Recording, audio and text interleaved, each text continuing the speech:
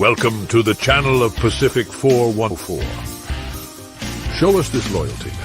Throw yourself onto the subscribe button and submit yourself to the live streams, gaming streams, and so much more. Pathetic earthlings, I command you.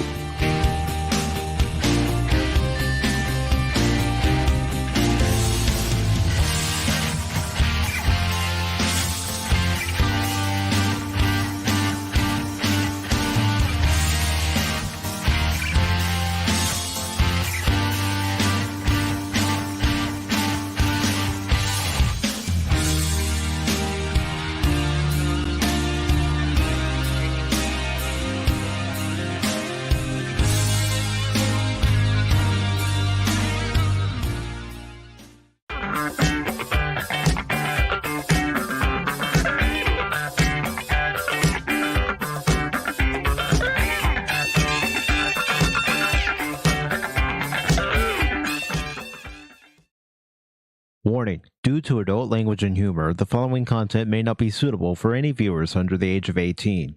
Viewer discretion is strongly advised. The views and opinions expressed during the following live stream or video content are those of the individual and may not reflect those of others. Thank you.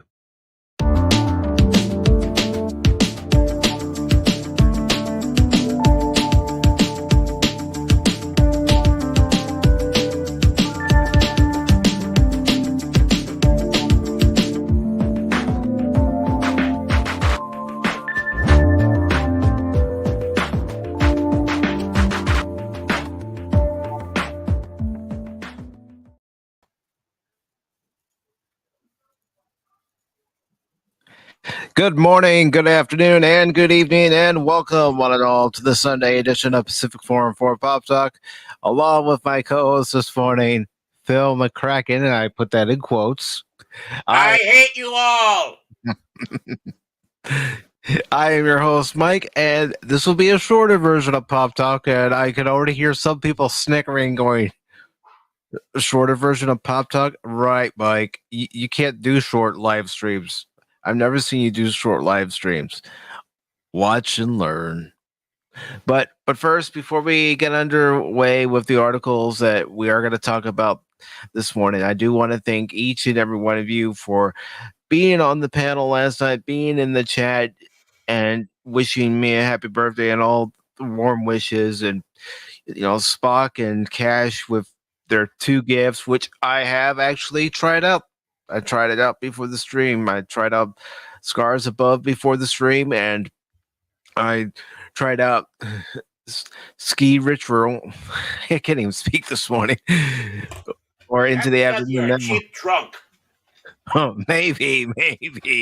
But Ski Ritual, and I gotta say, I'm definitely gonna enjoy Ski Ritual, but I'm definitely gonna enjoy it when there's 3 other people playing alongside me. And as far as Scars Above is concerned, I'm going to be streaming that, no doubt about it. As a matter of fact, I'm almost thinking about streaming it Tuesday, because I know Phil has a stream tomorrow, and I don't know if he's going to have any mods, and since I'm a mod over on his channel, I want to be there for him just in case any bots come in. Thank you. I need all the help I can get. I know how I'm like. I don't need those other ones coming in. And do you have enough friends to play that game? You said you need 3 others? I don't think you can do it. Too ugly anyways. Everybody. Who are these? I've never seen the ugliest group of panelists in my whole life, to paraphrase Phil McCracken. You're ugly. But you know what? I do appreciate it, because I'm going to mention something I didn't mention during last night's stream. The last 2 years, I haven't wanted to celebrate my birthday. It's like, it's just another day. But this year, I wanted to celebrate it. Not just because it was my 45th birthday, but I just felt the need to celebrate it with my friends that I've made here on YouTube. I knew it was all about me. All about Phil McCracken. Phil McCracken's the one that did it for you here.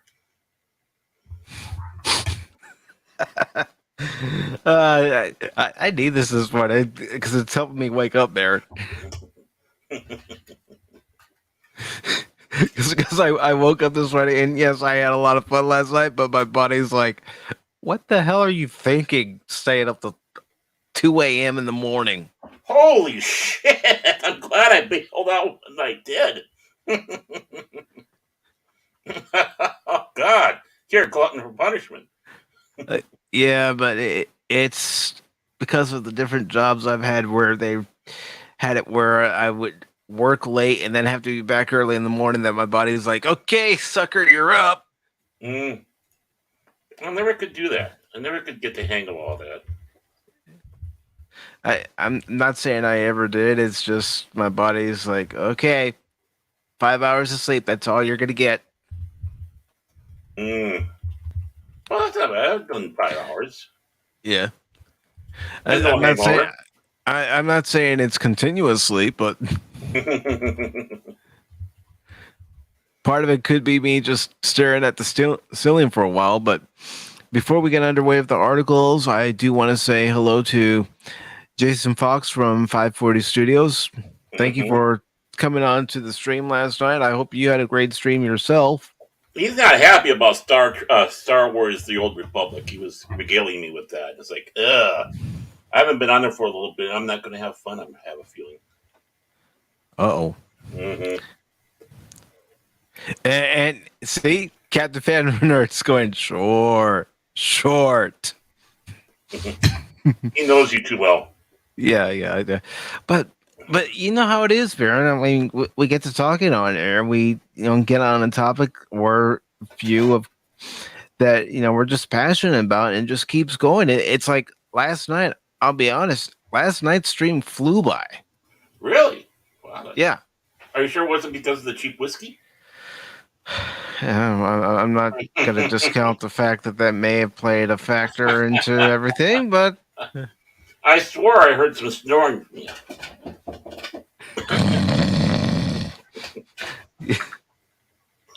Yeah, I was actually doing that as a mocking way. And hello to you, Gap. Boomers, yeah. Go ahead. Call me a boomer, but I'm Generation X through and through, and so is Baron. Mm-hmm.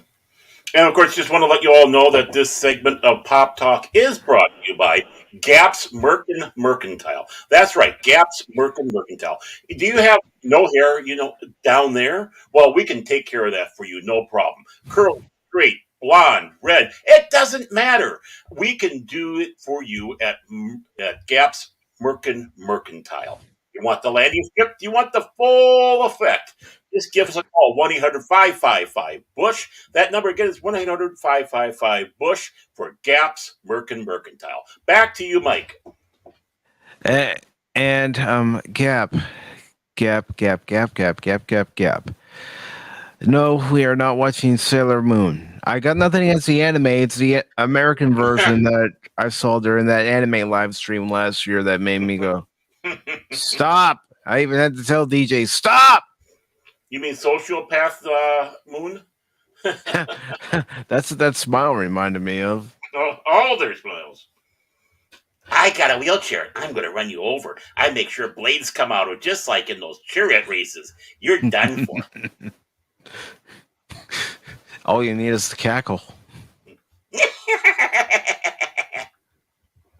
So this morning's Pop Talk, I only selected 3 articles for this morning. And with good reason. Because I wasn't sure how functional I would be on this day. But one of the articles I did select was from Bounding in the Comics, saying that now Agatha Christie's work is being rewritten for modern audiences. Then it's not Agatha Christie's work anymore. No. It's not a period piece no more. Of course, when it was written, it was, the contemporary, but now it's a period piece for us. Mm-hmm.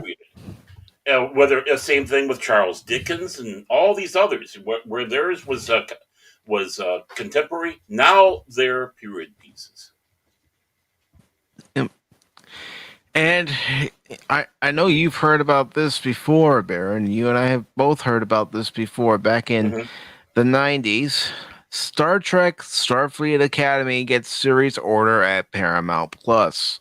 Nobody wanted it then. What makes them think anybody wants it now? They must have gotten my letters. So you started that letter writing campaign saying, "Dear powers that be at Paramount, I would love to go through a whole season of hearing whiny crybaby cadets whining about some instructor telling them you can't fly a shuttle in this formation, otherwise you'll do a Wesley Crusher." Oh no, nothing like that at all. You should know better than that. I basically went, "Hey, Alex, buddy, long time no talk. Hey, you know what we have here? We have a situation where we need to have another starter, but we need to be a little bit different, make it look original. Hey, we know back Harv Bennett tried to do this Academy series." And why don't we do it now? I think it's great now. And of course, we got to make sure everything is on a participation trophy level. So we can't get down on anybody. Everybody is, doesn't do anything wrong. They know everything, and we don't want hurt feelings. Don't hurt my fifis, Baron. Please don't hurt my fifis. And the other story we have for this morning is E3 2023 being canceled. But first, we are going to start off with Agatha Christie. Because I got a few things to say about it. I'm sure you have a few things to say about it as well, Baron. And yeah. Oh, yeah. So let me go ahead and get the article on screen.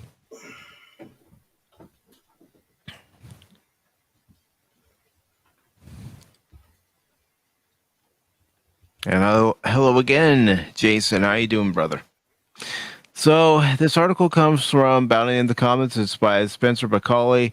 It was actually posted on Friday, March 31st, and it says Agatha Christie joins growing list of classic authors whose original works are being rewritten for modern audiences. Anytime I hear that word, modern audiences, it means it's being censored. It's being made for the sensitive ones who can't seem to grasp the entire fact that this was written in a different time. The wording and language is of that time. It's the terminology that was used during that time.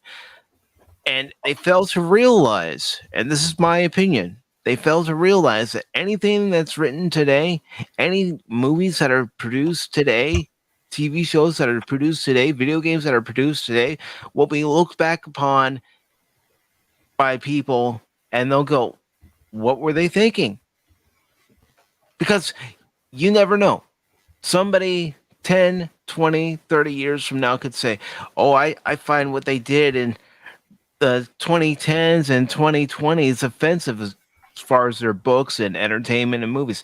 The cycle's going to repeat. And the thing is what we're talking about, going to be talking about here. If we take a look at that related down below there about the British government reportedly believes radicalization to the far right can occur from reading from Tolkien, C.S. Lewis, Huxley, and of course Eric Blair, aka George Orwell. Don't kid yourself. This is hand in hand. It really is. And Gap is saying yet another reason for buying physical media, including books, prior to all this craziness. Make sure you get the original or close to the original publishing date or release date of other media. Exactly. Right.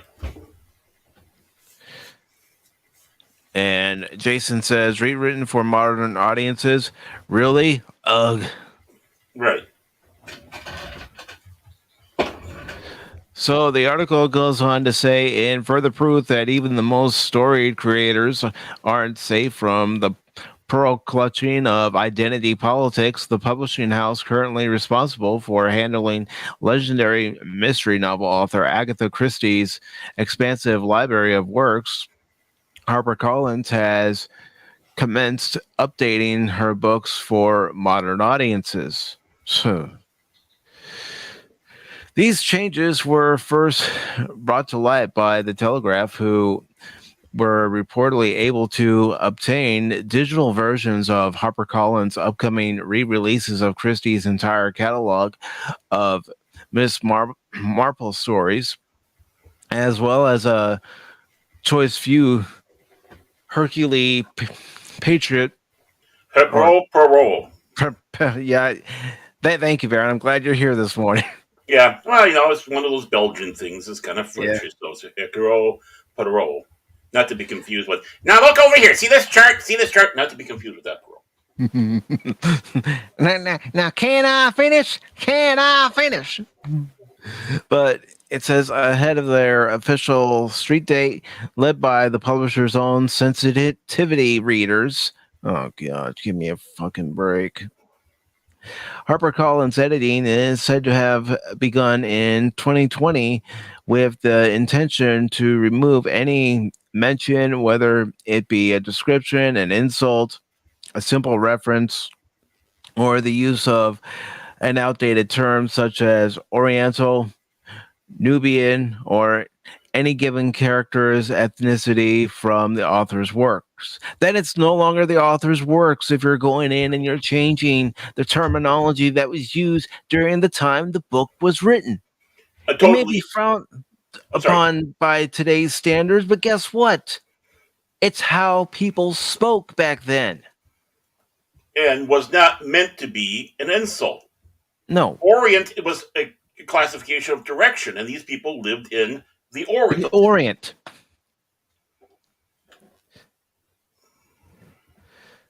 For example, in Christie's classic Death on the Nile, there exists an instance where Miss Oleron, one of the passengers on the story's central boat trip, expresses annoyance at a group of children by asserting they come back and stare, and their eyes are simply disgusting, and so are their noses. I don't believe I really like children. Well, What? Okay. In there, what really needs to be changed? You have a lay down of what the character is like. mm-hmm. They're saying, well, you could probably sit back and say snotty, disgusting things. If Yeah. you take that away, you have just lessened the impact of that character. This is not the author asserting herself into that part. It is the author making a character.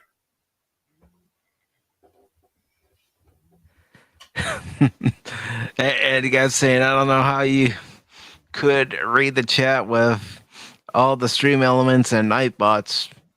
I look for the user names that aren't saying StreamYard and Nightbot Gap. And you know what? It almost sounds like, and maybe I'm looking at this completely wrong, totally wrong. But it almost sounds like they don't want any character development anymore. They don't want any character distinctions that make one character different from another. So you know how one character thinks as opposed to how, say, if Baron was a character in a book, how he thinks. Mm-hmm. Well, when we make, or when the assertion to the woke crowd is NPC, that's what they're really wanting. Yeah. They want to have a bunch of bland, no personality, because that's horrible and evil, because that could lead bad thoughts. And again, I go back to that one headline for the article about the British government saying about radicalizing the quote unquote far right. One of the authors is Eric Blair, George Orwell. And of course, what did he have in 1984? Basically, their version of quote unquote sensitivity people. Yep. So that is why you are afraid of these books. It's not because we're far right. It's because we can see the roadmap that you're wanting to do and what we're trying to stop. Not me, not Mike. I'm talking about all of us that care and love about these books, movies, whatever it might be. I mean, let's look at it this way. Let's say Baron writes a book, and it's a very successful book, Thank you. and he has characters that are from all walks of life, and he depicts those characters in a certain way, certain personality traits that fit those characters' description. And then somebody does exactly what they're doing here, not just with Agatha Christie, but with several others. Somebody goes in and says, "Nope, we're taking this out, and this out." Then you know what? It's no longer the work of Baron Orman Tag. Well, yeah. And not only that, it lessens what the story's about. Let's take another step here. And I'm sure he is on the chopping block. John Steinbeck. Yeah. Now, you take a look at Of Mice and Men, a great book. I'm not necessarily a big Steinbeck fan, but that is a good book, right? Well, how problematic is that book, being that you have one of the characters, Lenny, mentally retarded, and I'm using that as the pure scientific term, people out there. Yeah. And getting himself innocently, because he's not mean any harm. He's just youthful at heart. And spoiler alert here for anybody who hasn't read or seen the movies that were made out there. No, he is killed at the end because George figures that is the best fate for him for what's befalling him because he accidentally killed a young lady. Now, don't you see right now with the woke crowd how many problematic things there are in just that short amount of time? And we're not even getting to some of the crux of other parts of the story. Nope. And I do want to say, go ahead, Baron. Go ahead. And then how is that about tolerance and helping out those that are not able to help, and how people react wrong? All that across the board, how we deal with other people will instantly be wiped off the face of the earth. There is strong messages in there. But you start changing these things around, the message turns into NPC mush. Yeah, I mean, who's to say that they won't even take it even further by going into old movies and old TV shows and having somebody dub over the original dialogue to change the dialogue to suit their needs? It's going to happen. I mean, we have these voice emulators now. Yeah, that can mimic the voices. If not, they can find the very few that can do voice mimicking, because again, most of the industry is becoming NPC. We're here for the current thing. It's going to happen. It is. It's been done.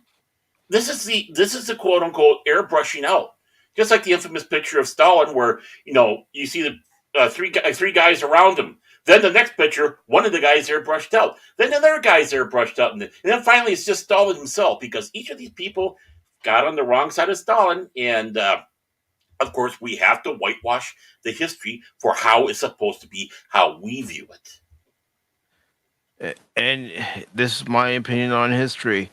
You need to learn from both the good parts of history and the bad parts of history, especially the bad parts of history, to make sure that those parts of history are never repeated again. And before we go any further into this article, I do want to say hello to the Padawannabe. He wanna. You're right. Who says, I hope that Quentin Tarantino comes back for at least one more movie production before he retires. Hey, all. Well, how long down the road, even if he's still alive, will they go in there and start ripping apart his movies like Django Unchained and a bunch of the other people? Oh my God! What about Pulp Fiction? Right. So this article goes on to say, however, in Harper Collins' updated editions, she now simply says, they come back and share and stare. And I don't believe I really like children. Then you're taking away the complete context of how the character views things. Right. The nastiness of the character. Yeah. There's nothing problematic in that entire thing. This isn't the hero. This isn't the protagonist. No. She's an antagonist. There we go. Yes. All right, so this article says in another change, a black servant whose brief role in the original story was to smile in confirmation of being told to keep a secret is now read as simply being a servant and who reacts to his orders by simply nodding. Then it's not Agatha Christie's work. And more importantly, it is not reflecting the times. No. You know, and you know that's the big thing. They want to erase all that in some way or fashion as a tool. Yeah. I mean, that we didn't overcome anything, basically. We're regressing, Baron. We We are are. truly regressing as a I'm, society. a society and media, literature, it doesn't matter. Education, for Christ's sake, is all going backwards. No one can think anymore. That's why I like reading. Mm-hmm. Even some of the stupidest stuff out there, you know, what you would call pulpy or whatever, has some brilliant takes on things. Mm-hmm. Uh, you know,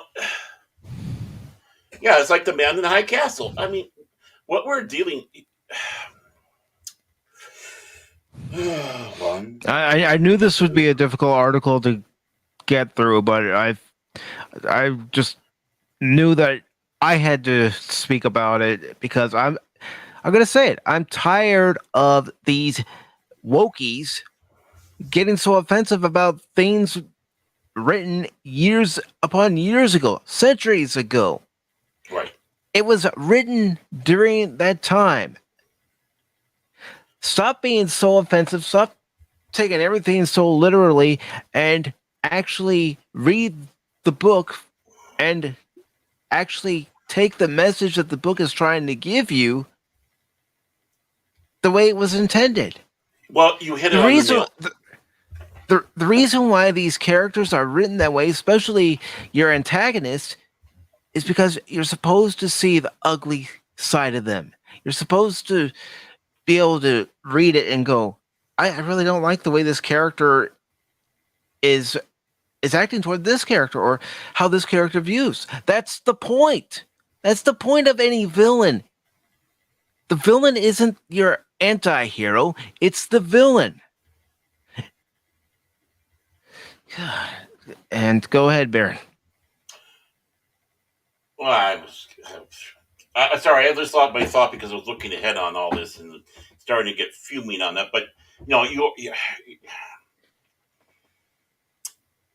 I don't know. It's just like you were hitting the point on those parts, and there's just so much. Simple. You're saying about the readers. They don't read these things. They don't read these books and never have, and they have no intentions of reading these abominations that they're going to put on the bookshelf. That I am not one that is for book burning. This, though, I am. Because we have to get rid of this poison that is going through the veins of literature and insulting and demeaning the authors. And I'm saying authors because it's more than just one author out there. But these fucking morons have not read these books. They don't care about these books. But yet HarperCollins decides to put some useless toad in an office somewhere going through there like a thought police going, nope, this won't do. Oh, I don't like the wording in this book. I don't like the descriptive nature of this paragraph right here referring to this character. That needs to be changed. Right. And the thing is some of these books are going to be made to be for kids to force in school because, you know, they do those things. So let's have this sanitized one so the kids go out there thinking they know what this damn novel's about and trying to take an argument against someone who does read the original one. And they're going to look like a fucking fool. And the Paddock Wannabe says if we constantly look back to move forward, how far forward are we actually getting? Well, I mean, there's nothing wrong with looking backwards at stuff because we have to learn the mistakes we have made. This is a Mhm. situation right here where we didn't look backwards and see mistakes that are being made. Can we say 1930s Deutschland? Can Yep. we say the Soviet Union? Can we say Cuba? Can we say right now the current state of North Korea and any other state? Can we say our Arabic countries that will do, if you bring the wrong book in there, well, it get you beheaded? Yeah, beheaded because you have the wrong book. Oh my God, I'm so insensitive. I just said something like that. Well, start looking at some of the laws for these countries, folks. This, It goes back to what a lot of people have been saying about, you know, TV and movies. You have people out there who will crucify you for, in their view, wrong think. yeah. You know, while we're at it, why don't we take a book called My Struggle? Go through there and take all the problematic things out there and re-release it to the public out there. And then everyone will think that little Austrian corporal was a great guy. And then you're going to have that scene out of that Sky, that with the dirigibles from Moon and all that, where they re-edited Chaplin and made it look like that he was supporting the little Austrian. Mm-hmm. Oh, am I crazy? Am I nuts? Am I being overreactionary? No. No, Look not at at all there. history. Look at what they did in the Soviet Union. If you're upset with Russia now, take a look at 1917, leading up to that, and then, of course, after that. Mm-hmm. And everybody wants to go around and throw out the National Socialism left and right at people, but yet this is what you're doing, is what they did. Exactly. This does not fit what the state, the party, our movement is about. I mean, it's gotten to the point where you're going in and changing these works, or you're saying to somebody, you will comply. Yeah. Like hell, I will. Well, they had a Twilight Zone episode where the guy was basically going to get executed for having all these wrong books. Mm-hmm. Rod Serling, right there, folks. He knew the dangers of this. Ray Bradbury, Fahrenheit, he knew about it. Yeah. And the thing is, book burning is not, that is with the quotes around it, folks. Book burning is this. Book burning is making sure stuff is not available, not putting it back into publication, even though there's a demand for it. Book burning is this stuff right here, where you don't really notice it until you start seeing these articles. And one of the biggest thorns in the side of these assholes is shows like this, the internet, YouTube. What's this, Abounding in Comics you have? God Yes. bless them. God bless them. They're going right forward with double barrels. You have to push back, preserve these original works. You have to, Right. as And- they were intended. And I have news for everybody. I'm not a big Agatha Christie person. I Neither may am have I. only read one novel of hers because I had to. That doesn't mean I don't have respect for what she did. And notice, this is a female author back in the 20s and such. Remember, this is supposed to be an oppressive time for women, but a Mhm. successful female author. And then she has, as one of her protagonists, a strong female character, Miss Marple. Yeah. Now you're shitting upon what you sit back and say you're promoting. We want strong females. And if you want strong females, learn from the ones that were already created. Are those Learn that, from the ones who created them. right? The ones that did that battle. People like A.C. Crispin, people like D.C. Fontana, people like Leigh Brackett, people like Agatha Christie. Even think about it. Mary Shelley, Mm-hmm. what impact did she put onto society with just one book? Dracula. So this article goes on to say HarperCollins updated release of Christie's 1964 entry in her long-running Miss Marple detective series, Caribbean Mystery, likewise takes such steps to avoid causing even the slightest offense to anyone. Jeez. They're probably offended by their own farts. I'm offended by my own fart, but then again, you know. I mean, just take a look at that. You know, the next one right here. Just look at what they want to change it from. Mm-hmm. Says those measures include changing the description of a West Indian hotel worker from having such lovely white teeth to instead read beautiful teeth, and wholesome cutting of both a description of a woman who had a torso of black marble, such as a sculpture would have enjoyed, Mm-hmm. and a passage where the character of Gregory Dyson is startled by how a black woman in a white dress had looked like a faceless apparition, but that was because though the dress was white, the face was black. Okay. What out of all those is offensive? So we can go into great detail describing a white woman or a white man, how they look, how they contrast to other colors around them, how these colors look good on them, how they are striking on something, how they had nice teeth, a beautiful white smile. Oh, wait a moment, we said a bad word. We said white, and don't you dare think otherwise. That's the reason why they changed that. But we can do all that. But look at this blatant racism. They do this beautiful, beautiful description of a black lady. Mm-hmm. Beautiful, right?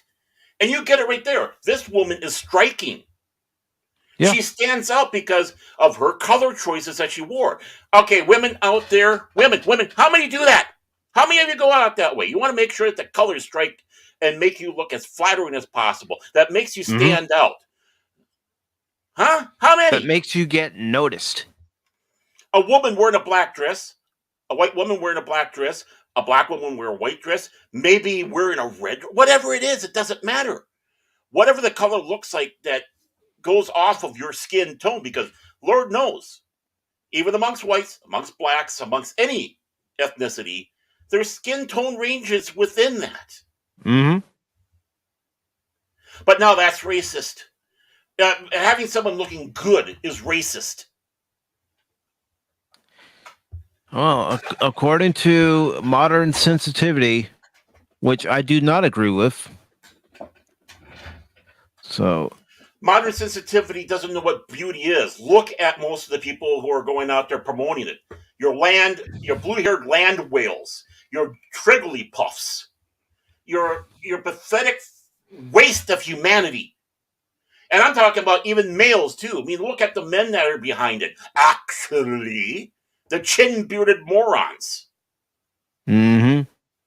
These are people who they could make themselves look better. They really could if they made an effort, but they don't want to. They look miserable. They are miserable. Okay, we'll buy an island for all of you. We'll call it Misertonia, and you can live there in your great utopia of making sure everything's sensitivity. And we'll come back 10 years later and find out you killed each other because you couldn't handle it. Mm-hmm. So this article continues by saying Christie's 1920 Hercule Poirot adventure, The Mysteries After at Styles, has also been affected with a comment from a mustache detective in which he notes that another individual is a Jew, of course, being removed from its release. Further, okay. My question is, a Jew, of course, right? Mm-hmm. So we're just getting that statement right there. We don't know the context of that right here, right? No, we don't. It could have been a compliment. Oh yeah, a Jew, of course. or it could have been disparaging. Oh, Jew, of course. I have a sneaky feeling it isn't the latter. It's just Hercule Poirot going through his mind and going milling through, and then somebody says about it. Oh yeah, the Jew, of course, yeah. Because here's another fact that if someone were to see me walk on the street, there are two words that people would say. They would say, "Oh, he's retarded," or "He's a cripple." Well, my two words was "ha ha." What this? No, I'm just saying that Yeah. as a fact. That would be the actual description someone would give. Right, exactly. I mean, it's like he had trouble walking down the street because the uneven sidewalk and the condition that of his from his birth, or something like that. That makes Yeah. note that there is some physical, and I've used this word, but I've used it analytically, abnormality that is causing this issue, or maybe it's a mental abnormality. Don't be offended by that, folks. But that comes right down to the fact that this is not judging, this is not being No. cruel, it's not being insulting when you use the word abnormality. We are all abnormal in one fashion or another. That's our quirks, that's our flaws, that's even our gifts that we have on there. That's where we get, quote unquote, the stereotype. The stereotype does not define us. It's just a humorous quirk on the side that we can all sit back and laugh at, whether it is an ethnic thing or a regional thing, all the above, or a physical thing, or a mental thing. It doesn't matter. Stereotypes in by themselves is a bad thing. But if you live your life believing the stereotypes is all it is, then you have a problem.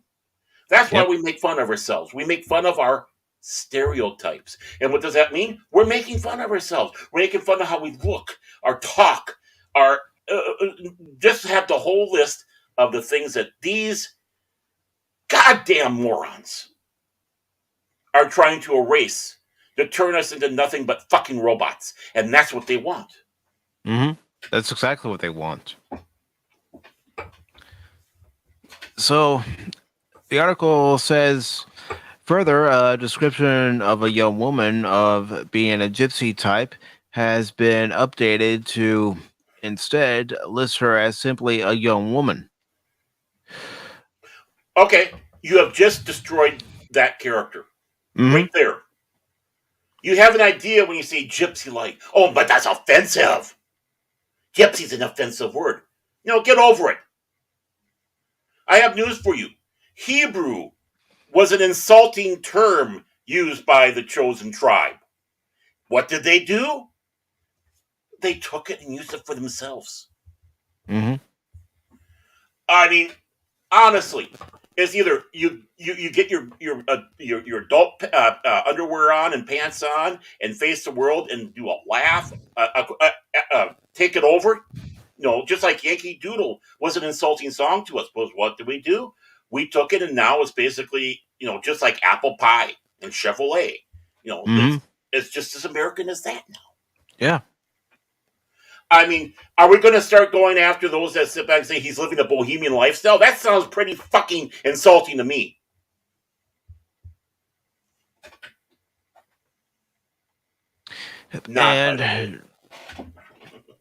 Yeah, I know.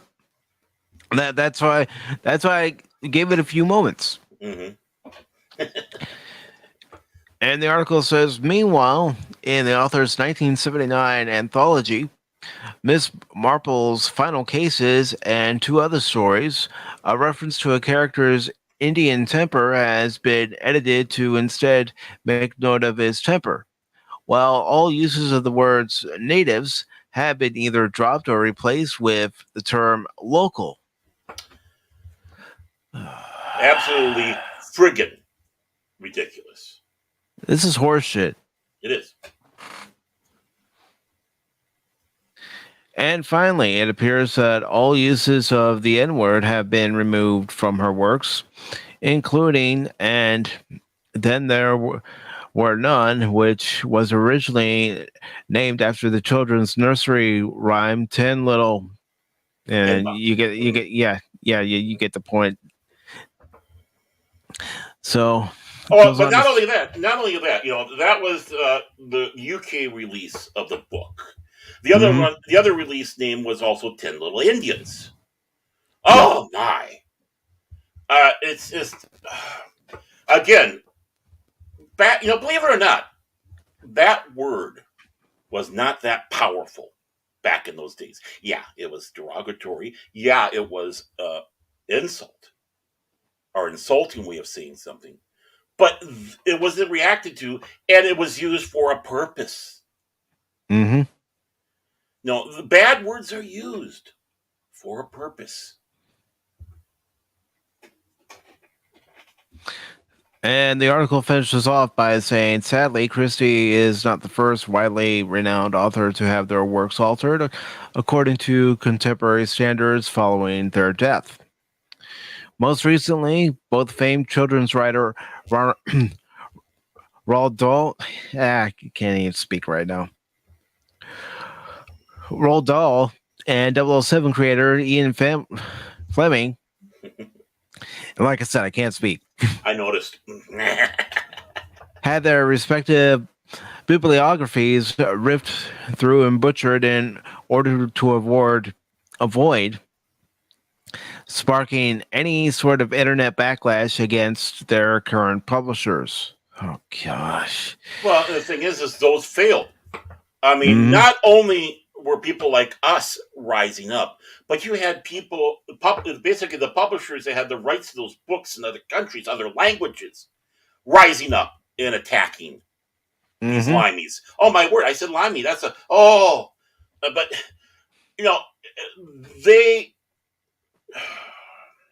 you are destroying your national treasures here. Agatha Christie, Tolkien, because they're trying to do the Tolkien. And like I said, that whole list of authors down there they find problematic. And notice that 3 of those names were British. Tolkien, Lewis, and of course, Orwell. You're going to go through and try to do that with the works of C.S. Lewis? Oh, we're going to go into his religious works too and try to destroy them because that's so insulting because he sits back and says the only way to heaven is by Jesus, and that can't be. And I'm not actually going to read this article, but I am going to post a link to it. So there we go. If anyone wishes to read that, but this is what they're trying to do. Yeah, about a month ago. Yeah, March 8th. Yeah. They're trying to destroy what are considered works of art. They're trying to destroy modern culture because they don't have culture. No. So because they don't have culture, they want to destroy everything that everybody loves that is part of our culture. With Tolkien. And it's not just American culture. It's not just British culture. It's the world culture. Tolkien, in his books, The Lord of the Rings, basically shows you how to be a man from many different levels, from being the average grunt soldier, like he saw in World War I, the officers they saw in World War I, the stories that he read and idolized, the royalty. And it doesn't matter all about, but it was all about being noble and how even trying to be noble can lead you down the wrong path. May I say, Boromir. These idiots these books are too deep for them to read. Hell, even in Star Trek The Next Generation, Picard says sometimes doing what one's ordered to do can lead to the wrong decision.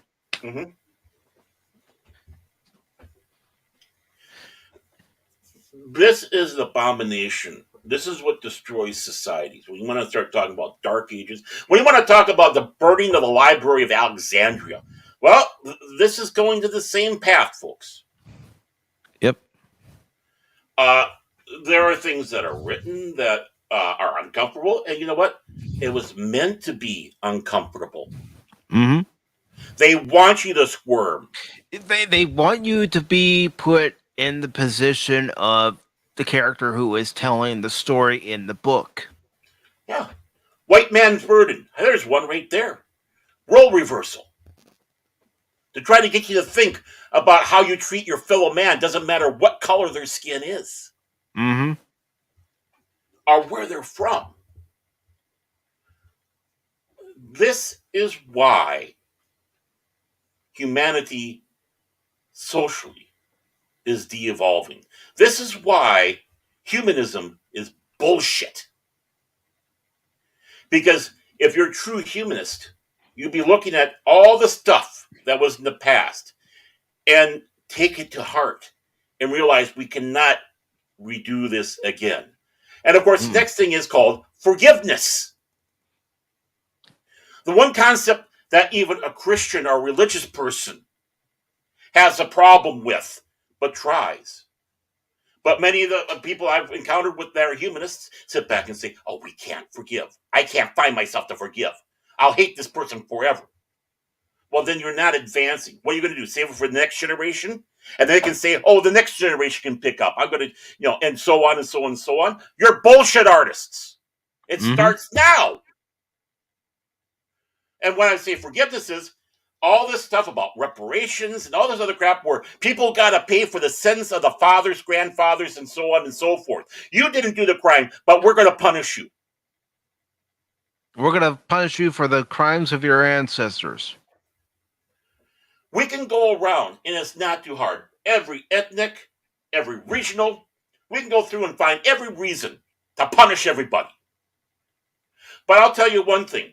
When you punish the country so bad after World War I, so bad that the reparations they had to make to all the offended parties was far more than their GNP, and there was no way they could bring themselves out of it.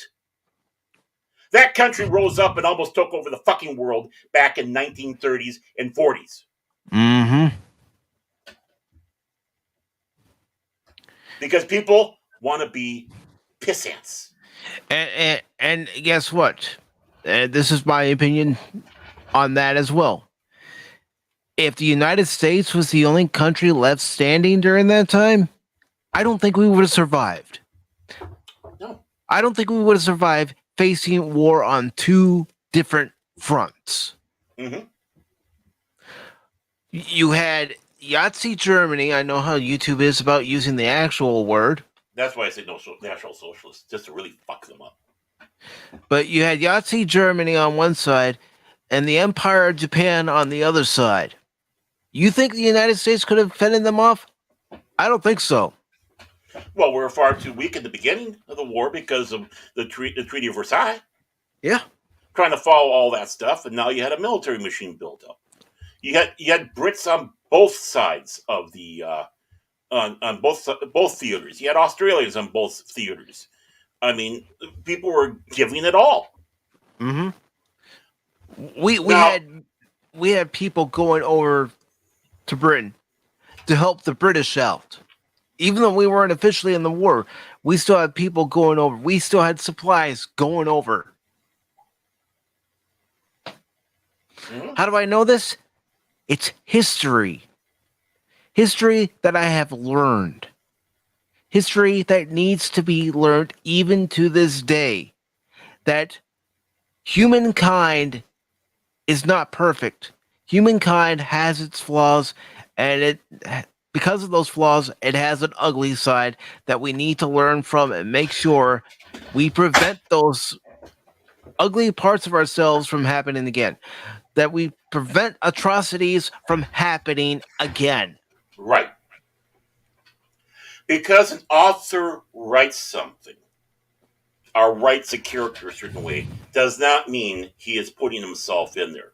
And yeah, maybe even one of the most foulest character he puts in there, he might put a little bit of himself in there. The part of himself that he's been battling and doesn't like. Because we all have that. There's something about us we don't like. Mm-hmm. I mean, all across the board. And if sometimes an author puts that into a bad character because that's what he's facing. It's his way to battle that demon.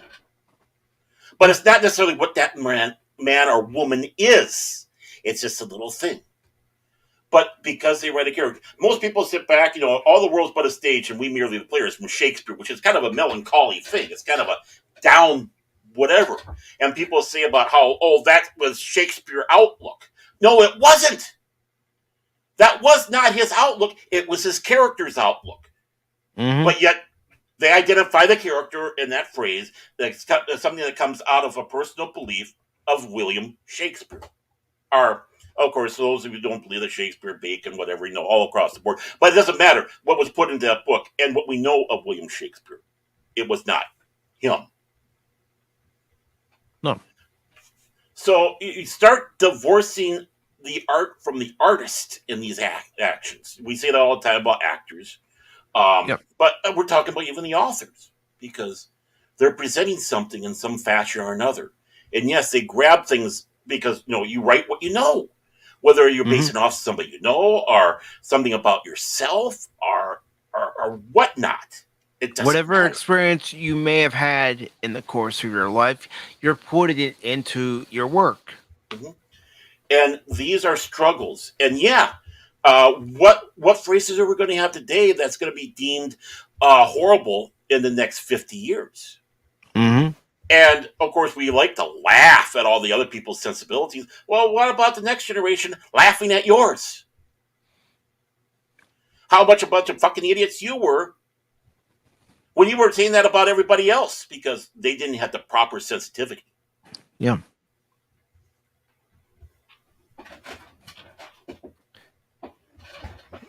Any other thoughts you have on this article before we move on to the next one? No, just the fact that, and everyone said back and said before, and it was kind of a conversation I had with a friend of mine yesterday, Nick. Of course, about all the books I have, but he says a lot of people like to have these on data, data cards, whatever, so they can have them on their readers and such like that, because it's a lot lighter. But the thing is I know these will always be here unless some accident happens, which God forbid happens, or I decide I want to sell it or give away. But every word is unchanged in these books from the day I bought them to the day I die and it goes to somebody else, or again, like I said, the other ones. It doesn't matter. These words are solid. The stuff that's on your Kindles and such can be changed. And now you've lost your reading enjoyment. Yep. And don't kid yourself. This is going to TV and movies too. The stuff that you grew up with. They're going to change stuff. If they have a chance. It stops here. I mean, you're going to laugh, but I still have many of VHS tapes. Mm-hmm. Me too. There's And stuff. Oh, sorry. the reason why I keep stuff like that around and, the DVDs when they first came out around is because if they ever do re-release it, you never know what they might change now. Exactly. I mean, I have a VHS copy of the first episode of Babylon 5, the movie, the Gathering. Yeah. Because it was changed back in the late 90s for TNT with the different music and different editing techniques and all that to try to fit in with how the saga went. But there was something about that first cut that I always liked. But I even got it on iTunes. I got one of those free cards someone gave me, so I got it on iTunes. Mm-hmm. And, of course, that was in the original form while, DVDs and stuff like that went to the other. Well, guess what happened? Apple changes it over, and now it's a new edited version. So if I want to watch that, how am I going to do it? Well, I got the VHS. Mm-hmm.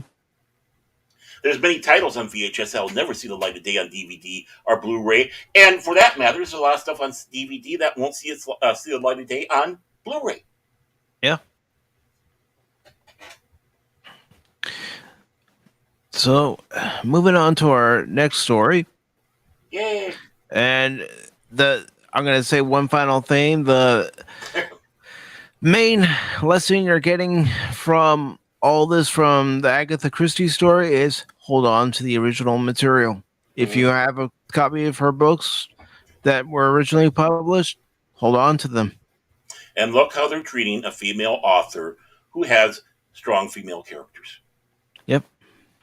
Yeah, I'm going to throw the sexism thing in there because they love to do that. Yep. And this article from Cosmic Book News says Star Trek Starfleet Academy gets series order at Paramount Plus. Okay, if Starfleet Academy is getting an order at Paramount Plus, will the estate of Harv Bennett get any residuals? Since he brought the idea to Paramount first back in the day? And I think there was actually a book series, uh, both original and next generation, that dealt around Yeah, there Starfleet was. Academy. Yeah. Yeah, because it even went into Voyager. Because I have one for Worf and one for Janeway, and I'll be right back, Baron. Okay, here you go. But yeah, as he was saying about Harbin and such, for people who might not know, back in the night, after Star Trek Five, you know, I'm sorry, Phil, I'm just telling the truth, bombed big in the theaters. The state of Star Trek was in flux. They didn't know if that would be the last movie. So Harv Bennett came up with a brilliant idea. Why don't we do a Starfleet Academy motion picture? And what we'll do is we'll do this while the protagonists of Star Trek, Kirk, Spock, and all those, are in Starfleet Academy, and we'll hire all young actors to play them. Kind of sounds like Star Trek 2009, by the way. Of course, we'd have William Shatner and Leonard Nimoy, kind of in the beginning as they go to that reminiscent. You can see that little wave. Remember back when wave, and maybe even the end afterwards, going, yeah, those were good times. Yes, want to have a pizza? Sure, that type of stuff. But it was cast members of Star Trek were not happy about it. Fans were not happy about it. It went over like a lead Zeppelin, like you couldn't believe. And out of that, Harv Bennett was basically told, you know what, it's time for you to go. Which there were people that were happy for that because there are people who are not a Harv Bennett fan. Just ask Keith over at Pulp Culture Minefield. Leonard Nimoy wasn't a fan either. There's stories about how he and Harv Bennett didn't get along. But this went on and gave us Star Trek 6, where, usually when it comes to the original series, the 6 films, usually the two that are talked about as the best movies is 2 and 6, and with 4 also coming in there, but for impact of many fashions, especially for a send off. So what we're looking at here, of course, again, those that can't create. Now, in and by itself, I don't think it's a bad idea having a Starfleet Academy. I always thought there should have been one, but again, not dealing with the cast members that we know now. In fact, I think if I remember right, the original idea for the animated series was to basically have kids alongside Starfleet people. The typical thing where we're going to get, throw kids into the situation whether they need to or not. That was so popular in films and the cartoons back in the day. Somehow they were able to say, no, we're keeping this pure to how Star Trek is, which is one of the reasons why the animated series was brilliant. They bucked the system. They told those people, no, we're keeping this as pure as possible to the original source. We're not going to screw around with this. So we have Starfleet Academy that they want to do. Well, we know who's doing it. We know. And that is Kurtzman. His stain is blotting over this legacy of Star Trek. Now, I've not read this story. I've only know little bits and pieces of it. But it doesn't take much to figure out what this is all about. Again, trying to milk a dead cow. Star Trek is dropping. Picard is not endearing itself to people. We have internet flame war. YouTube flame war going on and Twitter flame war about it. Because that we do. 3. Yeah, where we're told one thing, but we got the other. Yep, you've had different voices saying this brings Star Trek back to being Star Trek, and then you have those who have actually watched it and don't know. I watched the latest episode and I'm asking myself, where is this story going? It's like It's a car stuck in the mud, and the tires are just spinning and going nowhere. Hmm. Because it's member berries. That's all Star it's Trek about. member berries Yeah. coming this fall. And somebody out there who was telling us and giving us a bill of goods, saying this brings us back to traditional Star Trek. No, no, no. Member berries never did. When you have like 90 some reference member berries in the first episode of Picard season 3. And you know what? Yes, music, the soundtrack, the score is a member berry too if it's used that Mm-hmm. way. And it's overused, and more importantly, overused that way.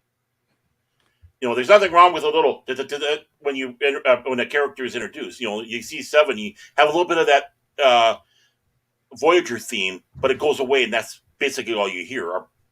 Or any someone from DS9, you hear a little bit of that DS9 because that comes in. That's impactful. Mm-hmm. But let's just start dropping this at a moment because we're going to use this to get you to remember. Yes. Remember this? Remember that? Mm-hmm.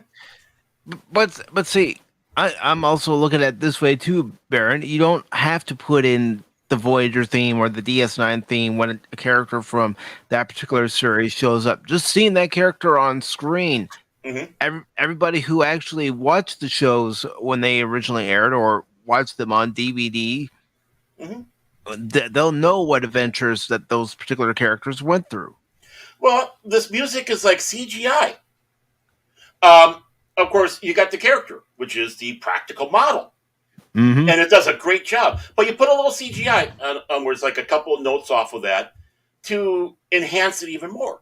Yeah, it's great without it. It looks fine, but sometimes you just want to add a little bit more to that. Mm-hmm.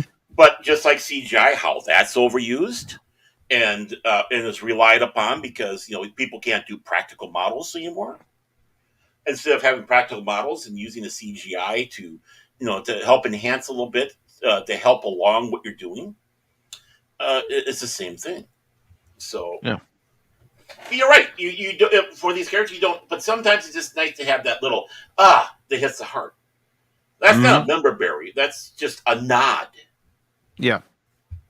And You, it's you can nice. give little subtle nods here and there, but don't just take a whole dump truck full of member berries and dump it all on the fans, expecting the fans to gobble it all up and say Well, this is wonderful. And yeah. to any of you who like Picard season 3, I'm glad you do. I really am. I'm glad this is making you feel good. It's giving you something to watch, something to brighten your day as the week goes on. Right.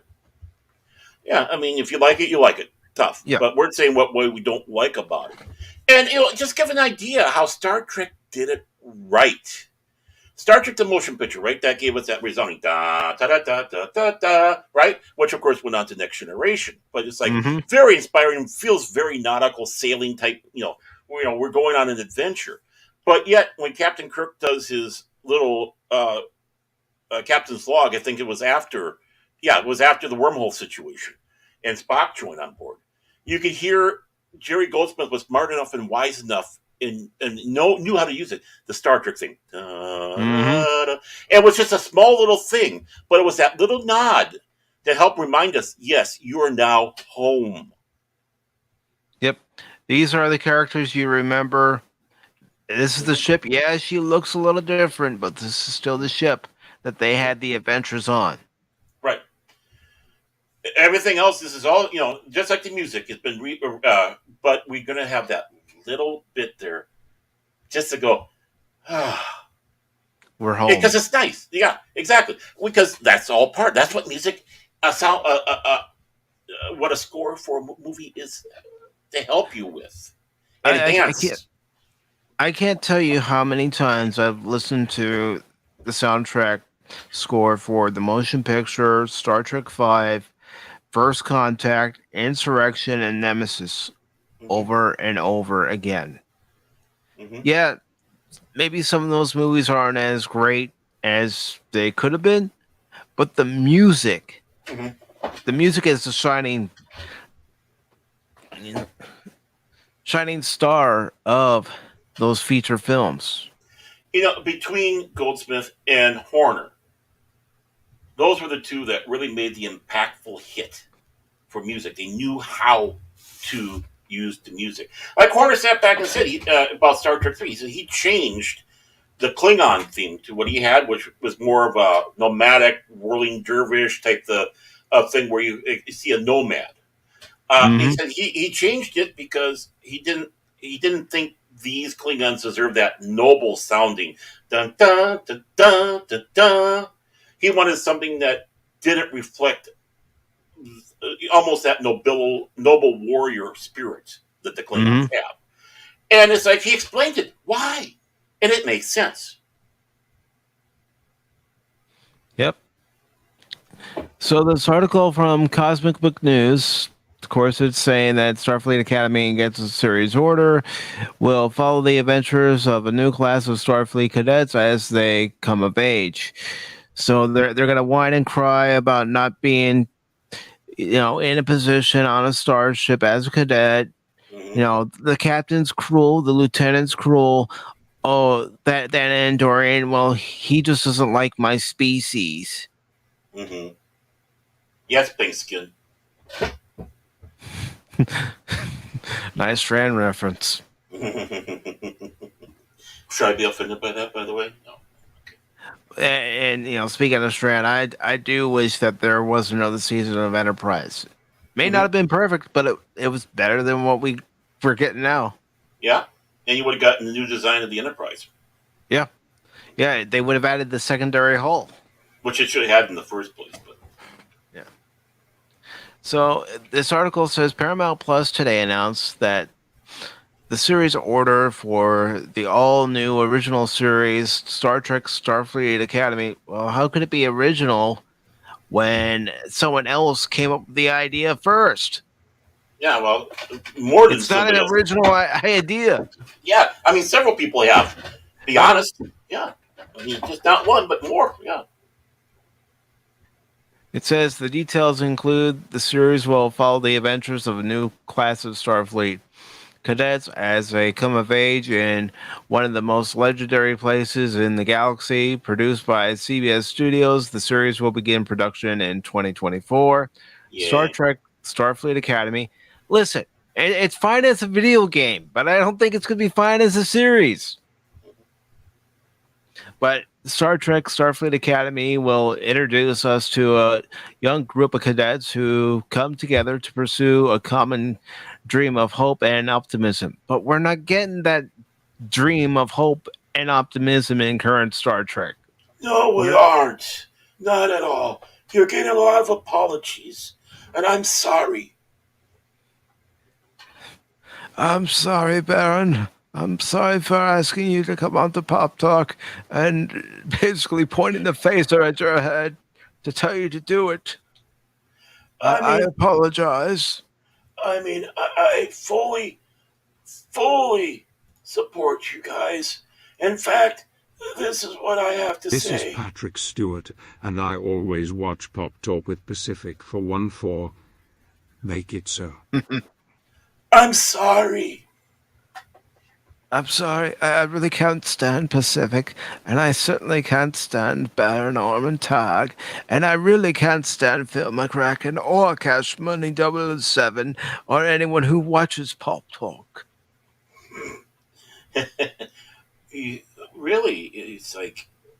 This is Patrick Stewart, and I wish to tell Phil McCracken that I hate him also. Exactly.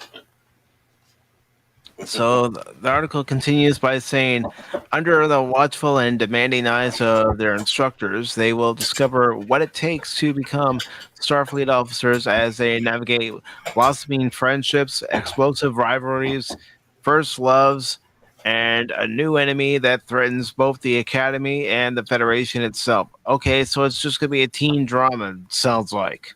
It's going to be Starfleet 90210. That's what somebody sat back and said. But, I don't know if you remember back in the 70s, the same people who did the animation for the Star Trek animated series, amongst other things, they did live action ones. And they did, of course, Arc 2. They did Jason of Star Command, but Mhm. the prequel to that Jason of Star Command, kind of loosely, was Space Academy. Yep. And of course, it had oh, the pain, the pain. He was in charge of the academy as the instructor, and you're following these kids. And it wasn't 90210, but it was a thoughtful show with pretty good special effects for the day and budget that was aimed for the younger set. Now, a Starfleet Academy show like this would work if you went with that. Yes, this is more aimed for those who are going through, high school and such like that. But we're not going to turn this into 90210 drama.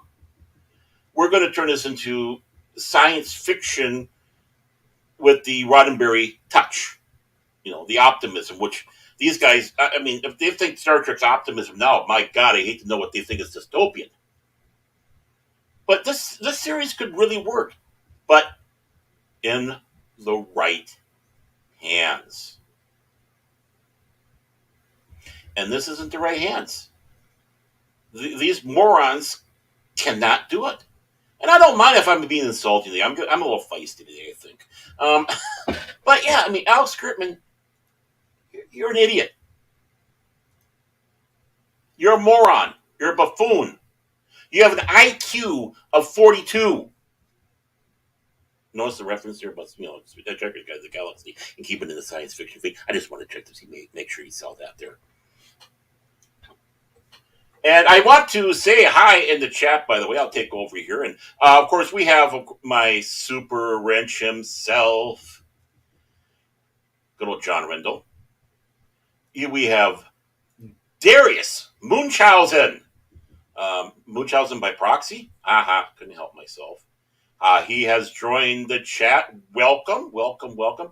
We have Real Wade Nation Gaming Clips. I hope I said that right. I just know that we know you as Wade. He has joined us today. Thank you. Thank you so very much. And forgive me, I might say this wrong, but Helion has joined us. Thank you for doing so. Hola to you as well. Welcome on all. This has been kind of a ranting Sunday morning, but that's between Mike's hangover, because in case, some people just joined in, it was his 45th birthday yesterday, and he got himself a bottle of cheap whiskey, which almost killed him when he took that first drink on air. I saw the gills turning blue and and such, and I hope he's having a wonderful hangover, because I'm just mean and rotten that way. But yeah, I'm getting a little bit feisty here with all this, because with what we're talking about before, how they want to rewrite this stuff for modern sensitivities, whatever the hell that is, besides just let's just censor a show like this. You know what it's all going to be. It's all going to be your SJW woke crap, just in what they're sitting back to. They come together a purpose of hope and optimism. Well, I'm waiting for that. Of course, the demanding and watchflies with their horrible instructors, and they discover what to become Starfleet officers, navigating blossoming friendships, explosive rivalries, first loves, and you can get an idea what that part is going to be, what they'll be focusing on. Explosive rivalries. Wait a moment. I thought Gene Roddenberry said when he did Star Trek The Next Generation, there's going to be no conflict, which, of course, is bullshit. But explosive rivalries, be interesting to see how they do that. Maybe we'll have Maverick and Maverick and what was the name of the other guy that was on that? Val Kilmer's role, but yeah, be those two. But I love this last part. A new enemy. Oh, really? We're going to have a new enemy now? Who has been lurking around that no one's known about for the last couple hundred years? And I think someone was sitting back saying that I haven't really followed STD, and it is that. Because I really, honestly, I can't see someone pissing on my grandmother's corpse. So I'm not watching STD. But they moved into the 30-something century where some guy had a hissy fit because he couldn't get the candy bar when his mother was paying for all the groceries, so he caused all the dilithium to disappear. Are they going to be placing into that time era? Or are they going to put back to like the 25th century early part where we kind of are with Pucard? I don't know. Iceman, thank you so much, John. Thank you so much, John. And real quick before we continue on with the article, I do want to say hello. Oh, I already welcomed them. Well, I'm gonna welcome them too. Oh, I'm not good enough. Okay, fine. Of course, you're good enough, but I don't want them to think I'm just gonna come back and not see them and not say anything. I'm over here in the corner away from you. I'm with the family. Baron, you're acting like an SJW. Okay, I'm back. But I do want to say hello to Real Weight Gaming Clips. I also want to say hello to Helion. Welcome to you both. And as we continue this article here, where I left off, where it says there's a new enemy that threatens both the Academy and the Federation itself. That's what brings me to mind, because that's what they're saying about back 1987, the new enemy. The Ferengi were supposed to be the new villains. I know, and that's and I'm just picturing. Oh, okay, yeah, it's gonna be just like that. We have this new villain. They're pathetic. In celebration of this news, a joint announcement has been made by co-showrunners and executive producers Alex Kurtzman and Noga Landau. And this is it.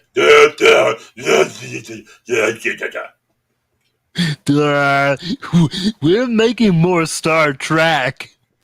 I got a room for a monkey throwing shit on the wall. They're doing a good job figuring this show out. Yeah, this show's gonna deal with Starfleet Academy, so we're just gonna have a bunch of angst teens going at each other. I'm so great. I'm like that pigeon on the chessboard there. I'm not giving anything over, taking a shit and claiming I won. I know. I'm not very nice today. I'm sorry. I'm sorry. Wait, why are you apologizing? I don't know. Admission is now open to Starfleet Academy. Wait. So do we have to go to the local Federation box office and say, "Yeah, I'd like a ticket to Starfleet Academy, please"? The recruiters are out there. Be all you can be, or whatever. We need more red shirts. Come join Starfleet. Go to exotic places, meet exotic people, and be killed by them. Yeah, you and I both know, and everybody in the chat knows, that in order to be accepted into Starfleet Academy, you had to pass entrance exams. Yeah. In fact, Next Generation showed that. You couldn't just walk up one day and say, "Yeah, I'd like to join Starfleet," unless you go the Chief O'Brien route. Mm-hmm. Yeah, NCO. The people that work for a living. Yeah. Are even worse father. Mm-hmm.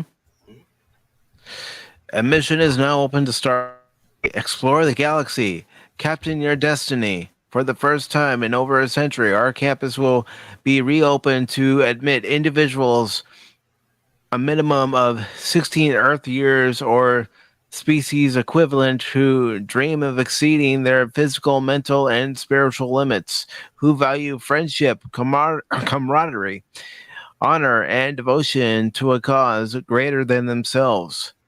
The coursework will be rigorous.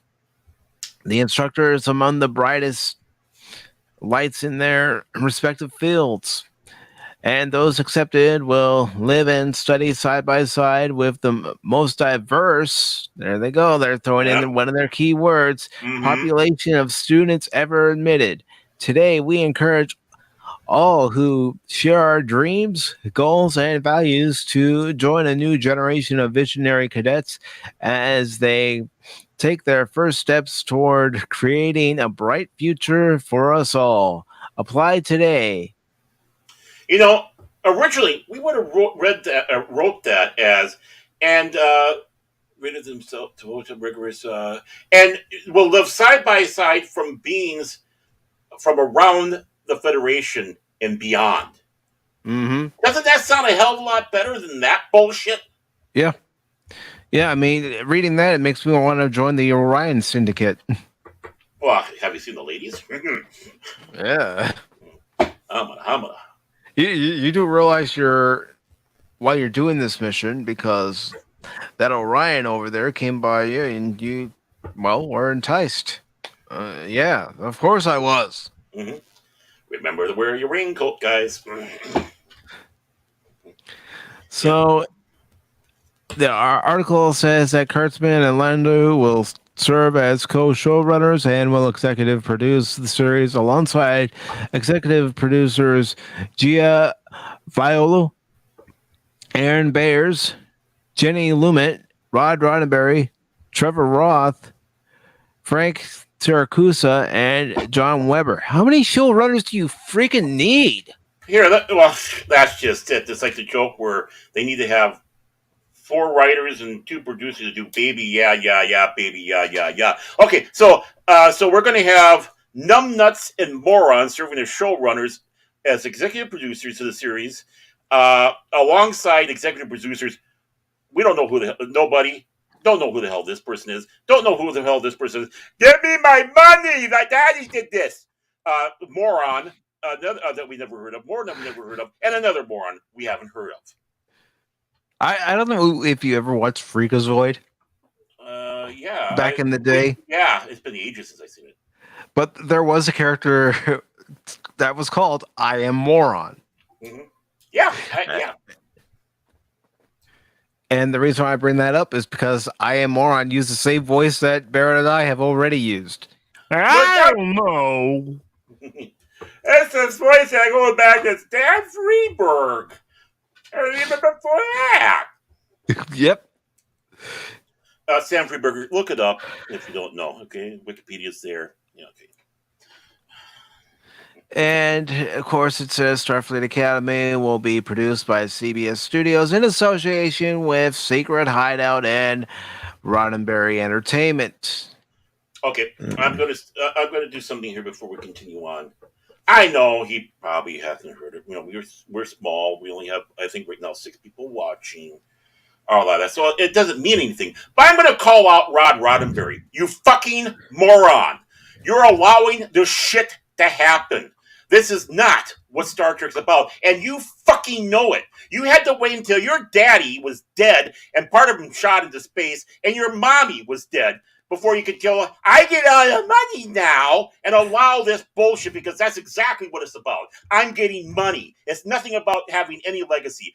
Rod Roddenberry, you're a parasite, you're a vulture, you're disgusting.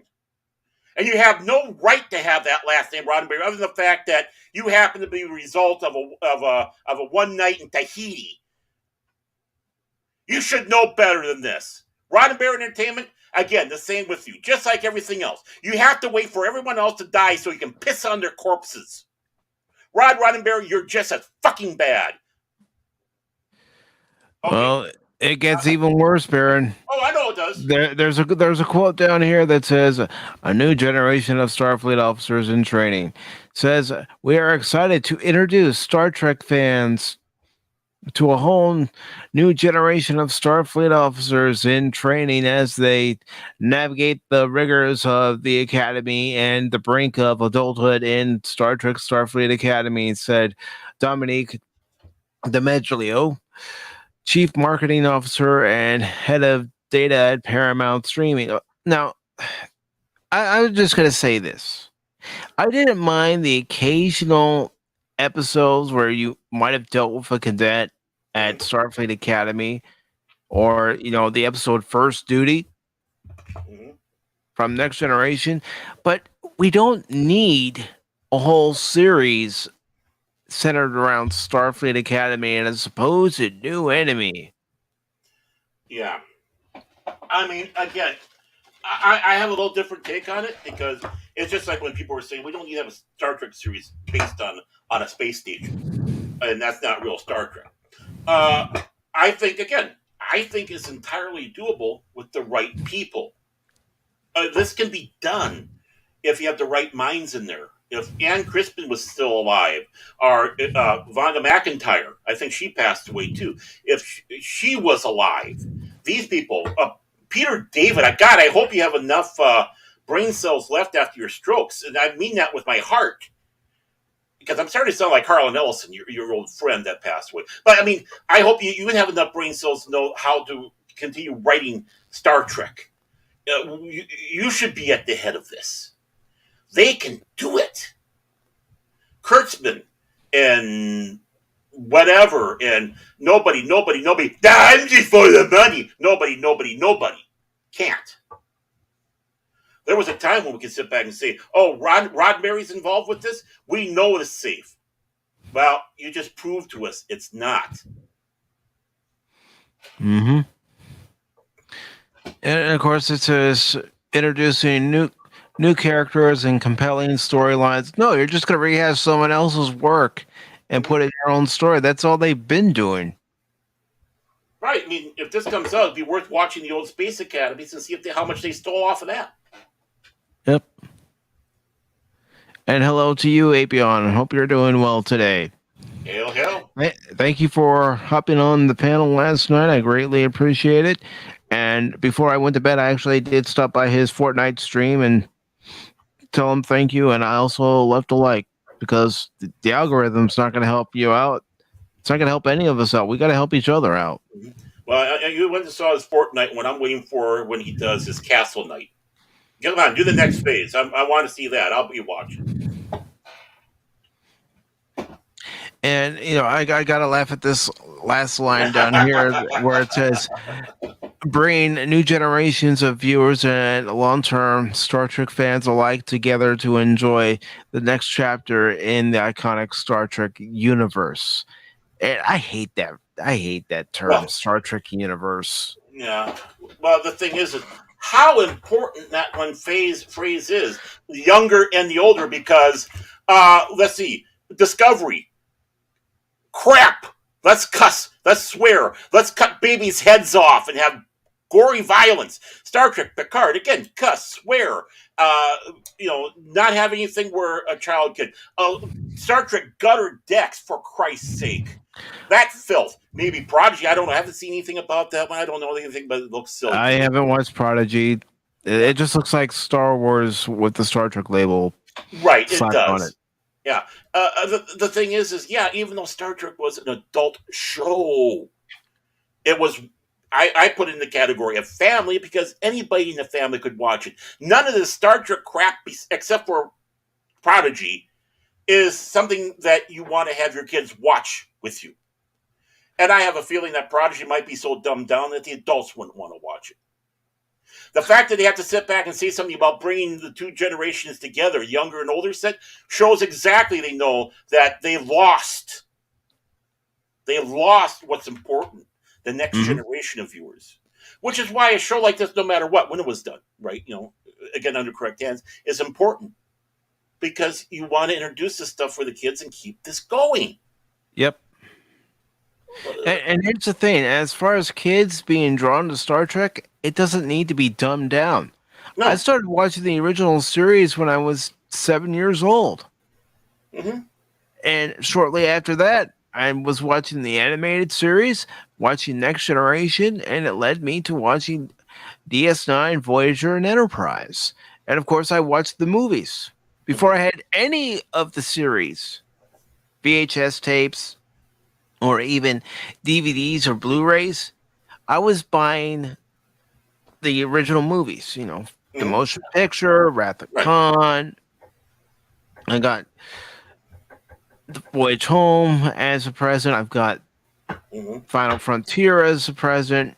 I ended up actually recording The Undiscovered Country off HBO one night, and my dad even watched it and liked it, and he wasn't a huge Star Trek fan. I bet you it was Phil McCracken that gave you the Final Frontier.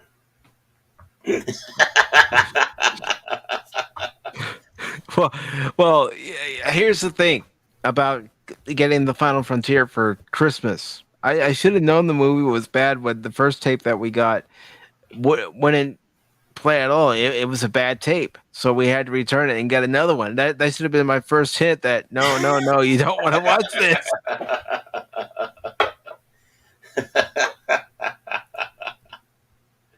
It had potential. Shatner.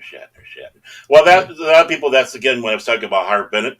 That was one of the things that people were saying was Harv Bennett was screwing Shatner left and right on what he was wanting to do with the show, and even Leonard Nimoy says, "Don't listen to Harv Bennett, just do."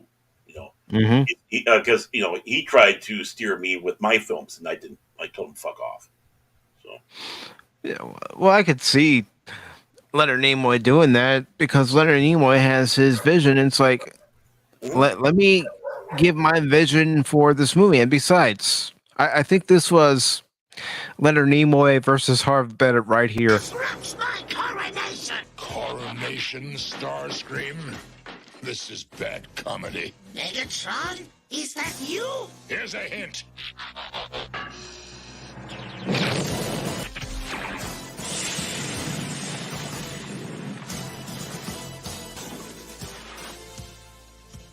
Will anyone else attempt to fill his shoes?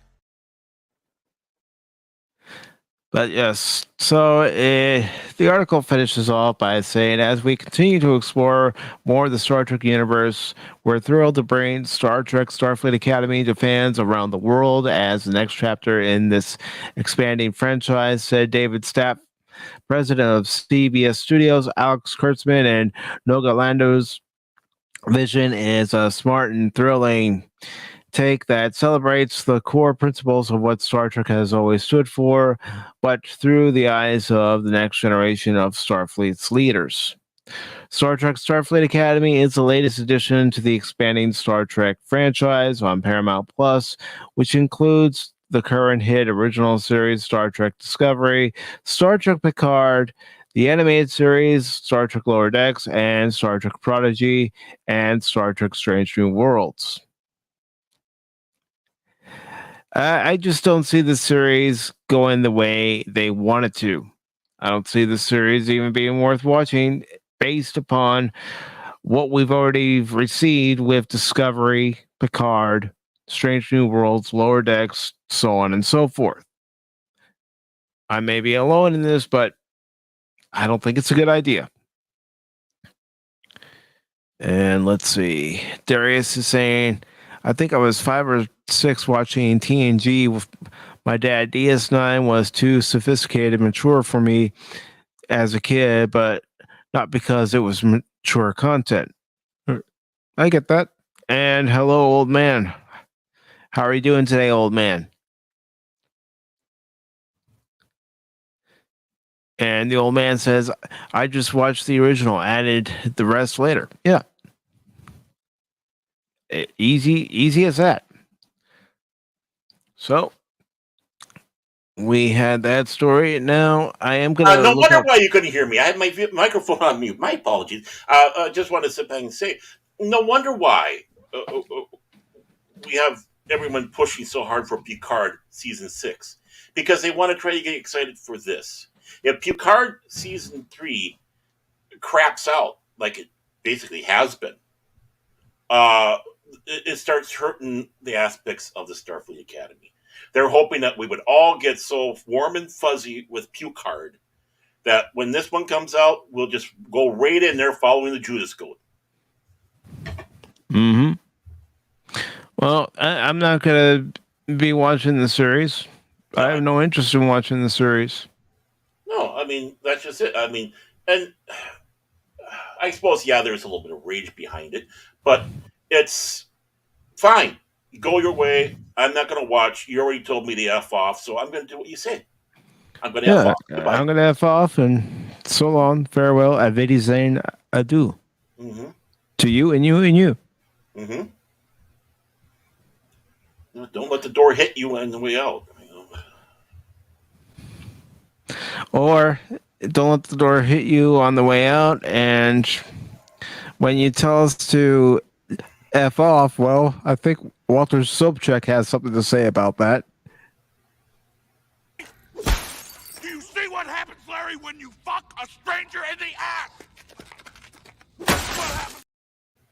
Yeah, exactly.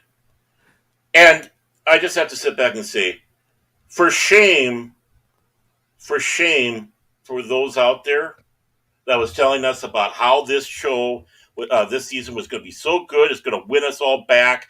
This is it. This is Star Trek. And then when the series is called out, not the person, but the series is called out, you go on the attack, not only the person that sat back and said this sucks, but all the people that agree with him. Mhm. Fuck you. Thank you, because you're a part of the thing. Why do we want to stick around if that's your reaction, that your ego is that fucking fragile? And that's what it is. It's because my ego is fragile. I told you to love this, you're not loving it. I thought we were supposed to be working together, not working against one another and fighting one another. Right. I mean, there's discussion, there's debates over stuff. That's the one thing, but actually pitting people against each other, it's disgusting. It is. Yeah, shun the non-believers, shun. As they sit back and say, when you get to the edge of town, take your sandals off, knock all the sand off, and go on to the next one. Mm-hmm. Your ways are not our ways. Yeah. So there, we have the weekend box office totals for this weekend. Yay! Well, I don't know. I've been hearing mixed reviews on Dungeons and Dragons: Honor Among Thieves. Some say that it's just a fun movie to go see with your family. Mhm. Sit back and enjoy the movie for what it is. Wait a moment, where's Ant-Man? Quaalude Mania. I don't see it. I thought, huh? Where is it? Sorry. But yeah, I mean, I've heard both things about D&D movies. Some people like it, some people don't. And you know, and people that you respect. And again, that comes where we did our discussion, debate, whether why was it good, why was it bad, what you like about, what you didn't like about it. That stuff that we have in fandom that was always good. The critiquing, the true critiquing, I should say. So I mean, it'd be interesting to see. I mean, I'm still perked to want to see it, but I'll probably have to wait until it's on on streaming. So, Dungeons and Dragons: Honor Among Thieves finished off the weekend with $38.5 million, Mm-hmm. and John Wick Chapter 4 finished with $28.2 million. I'm kind of surprised. I Yeah, thought me it would. too. Yeah. I really thought that John Wick Chapter 4 would have been a no contest against Dragon, but I guess not. Yeah, I mean, I could see it a lot tighter than it is with Mhm. numbers. And But maybe it also happens to factor in the fact that I've heard people say that, there were, of course, people of many ages, but there were families in watching Dungeons and Dragons. And maybe that's what people are looking for, just a movie to go take their family to and enjoy. well, yeah, I mean, I don't know what it was rated. I'm assuming it's PG-13, but I can. Yeah, I think it is PG-13 because there is some swearing in it. Yeah, well, you can have swearing in PG, but I mean, I can really honestly see this. The old school gamers going, "Hey, come on, let's see this film and let's show you what D&D is all about," type of thing. Mhm. And I know the people have been clamoring they would want to have a good D&D movie. I mean, I even though I did like the 2000 movie, it wasn't the best best presentation of a D&D film, but yeah, I think that's what you want. You people want to have the family, and people want to have again reminisce, I suppose. Remember how things were,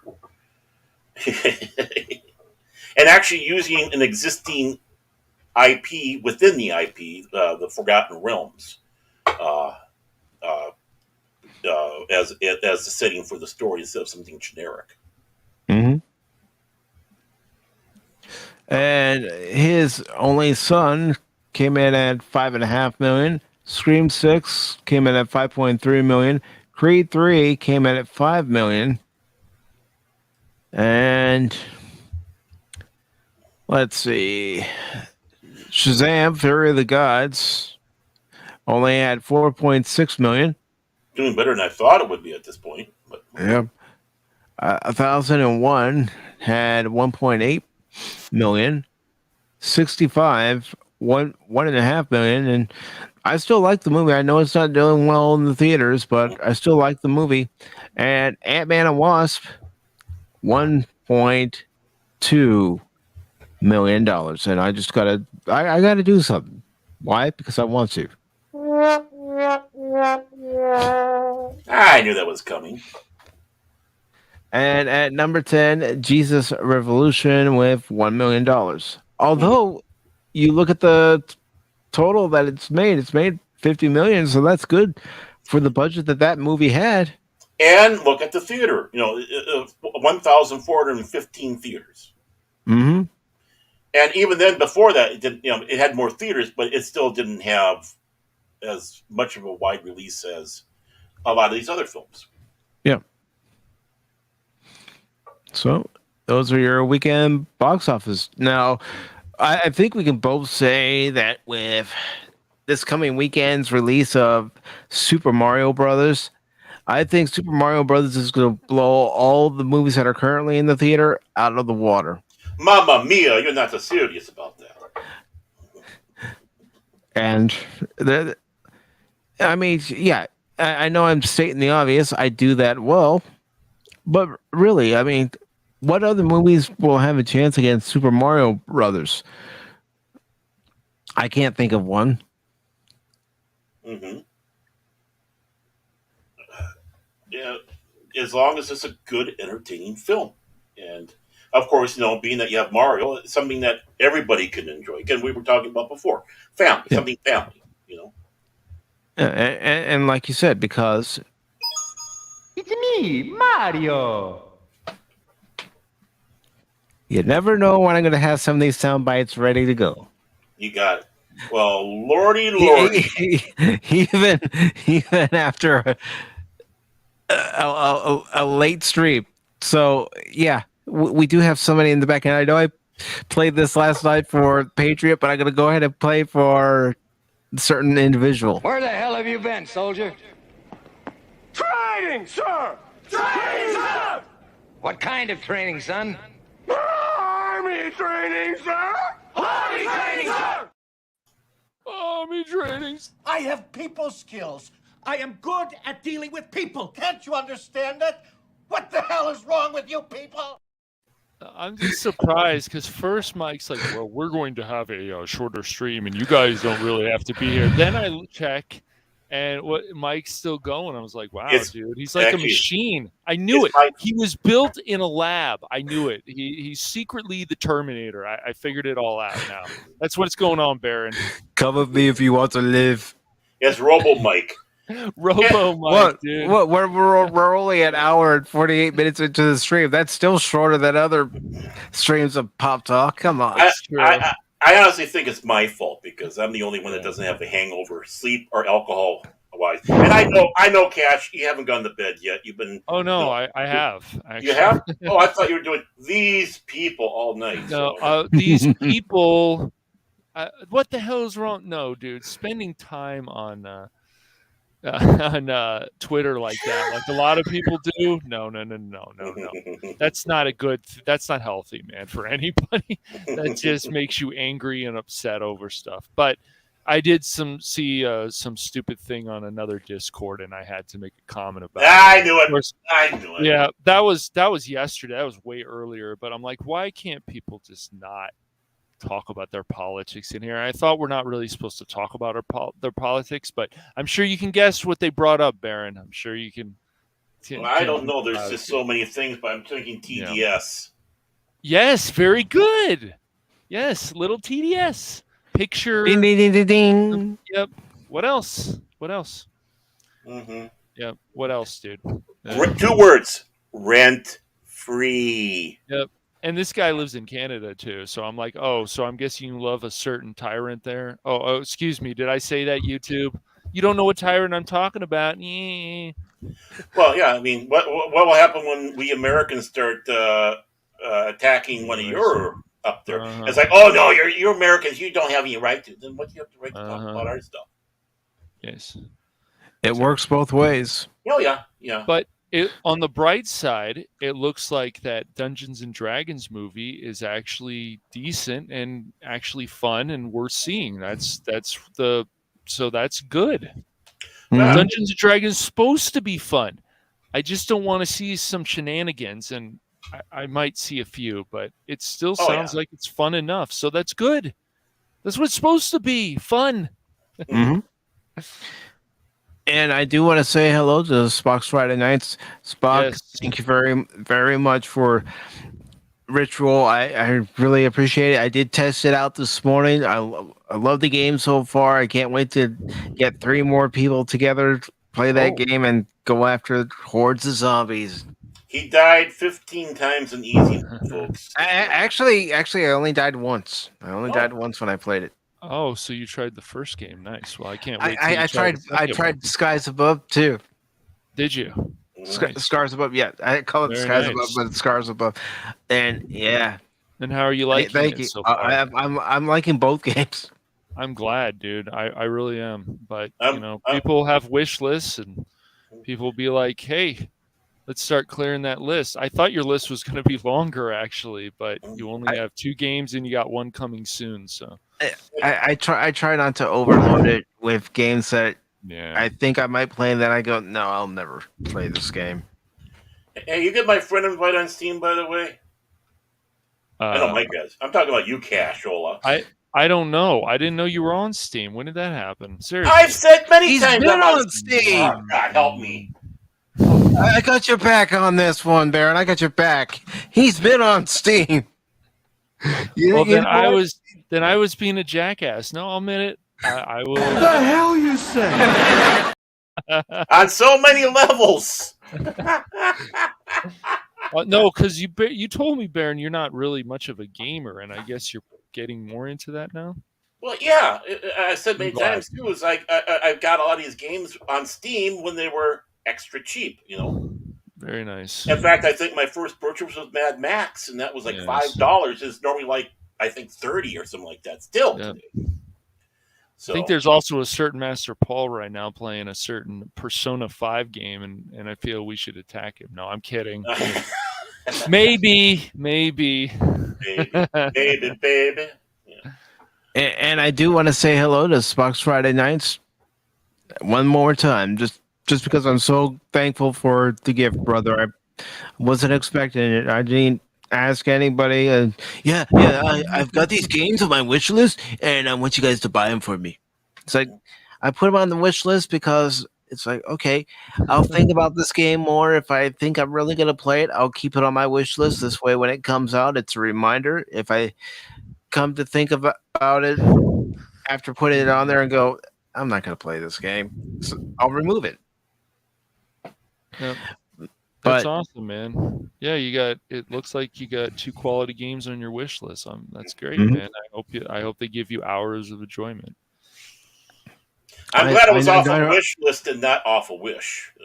Wait a minute. This is supposed to be Scars Above, and it's called Karen's Above. Oh God, no! Oh, Karen's Above. Yes, an alien group of Karens invades Earth. And they want to speak to the manager. I thought all Karens were aliens, but okay. But Avion says, seeing Mario on the 7th. Can't wait. Well, a lot of people are looking forward to it. It should be fun. I guess some of the early reviews are saying that the show, they have mixed reviews. They say certain things are uneven or this is not. I'm like, well, it's a Mario movie and it's animated, which I think makes more sense probably than live action, though. They could do live action if they get it right, but they could even do better than that other one. Yeah. They did do it right. They had what was it? The TV show with the TV show did, and they could take the TV show and make like an hour-and-a-half movie or whatever of it if they wanted to. Too bad he's dead. He would have made a great Mario. Yeah, that's right. He is. Yes. No offense to who they did kill with, because he's a talented actor, but he should never have done that movie. Yeah. And let's see, Darius says, but will it be better than the classic Philippine film, Super Mario vs. Son Goku? I don't know. I don't know about that one, man. Is that for real? If that is for real, I want to see that. I want to see it too. I want them to put on the big screen racist Mario where he's in the they did a joke of that on YouTube. It's so funny. I just want to see how much horror that would bring to people. Like, what did Mario just say? Well, they say in the title he's racist, so he's got to play his part. Mamma mia, that's a spicier meatball. Yep. And our last article for Pop Talk is, of course, about E3. But, Cass, do you have any thoughts on E3? Yes. Yeah, it's a good thing you came here. What's going on with the Agatha Christie's work being rewritten for modern audiences? Because I know you posted that in the Discord shortly after I already finalized the stream for today. Because I did say to you in the Discord, it's just more people wanting to be offended by something that they shouldn't be offended about because it was written at a different time. But it's the long list. The Hello Nurse from Animaniacs is problematic now. It was just a joke. It's problematic. Pepe Le Pew is problematic. Even our own government got involved in that. That just tells you how much of a clown show our country can be. But this just goes along the lines. I don't know what they want to change next. Do they want to change The Invisible Man, that great novel written by a black person? Is that what they want to change next? Like there's certain things in there that are going to offend them, or are they only going to basically go after people who are white who wrote this, just like Tolkien, or changing things, or saying this is now always problematic? So if people really want to read the actual literature, just find the original. I think you can even find it on online, like a PDF. You can type in the name and then the PDF, and you'll have the book there. Because I think people have scanned it, and then they put it as a PDF. Yeah. But it's like, what are they going to do next? Are they going to, looking at stuff Timothy's on? Is stuff in there problematic next? Like, where does this ever end? And as other people have said, and I agree with it, copyright laws. We need copyright laws so this stuff never gets changed ever. Nothing should be changed with Willy Wonka and the Chocolate Factory. Anything. It's like, yes, those children are brats. The sad thing is the people who have control of these, and I'm going right down to the estates that hold these, are more than happy to do this. Yes, they are. As I read it about before, look at Roddenberry, who was more than happy to piss on his parents. Yeah, especially adding Starfleet Academy as another series. They don't, and if the kids don't care after the parents have passed away, but still the kids should care enough and treat what their parents wrote, or their dad or their mom or whatever, with respect, and not have any of this stuff changed. It goes with everything. It's like, would you want Blade to be white or Hispanic or Asian? Absolutely not. No, because the character was originally made as a black vampire. You don't change this, right?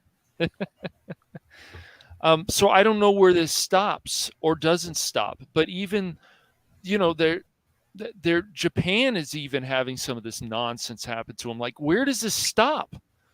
It just, once again, as I pointed out, and this goes along lines, they didn't listen to me. I said a few years ago that political correctness was going to become a cancer in the world. Well, where are we now? Well, yeah, I mean, we started saying that way back when it was starting to creep in the late 80s.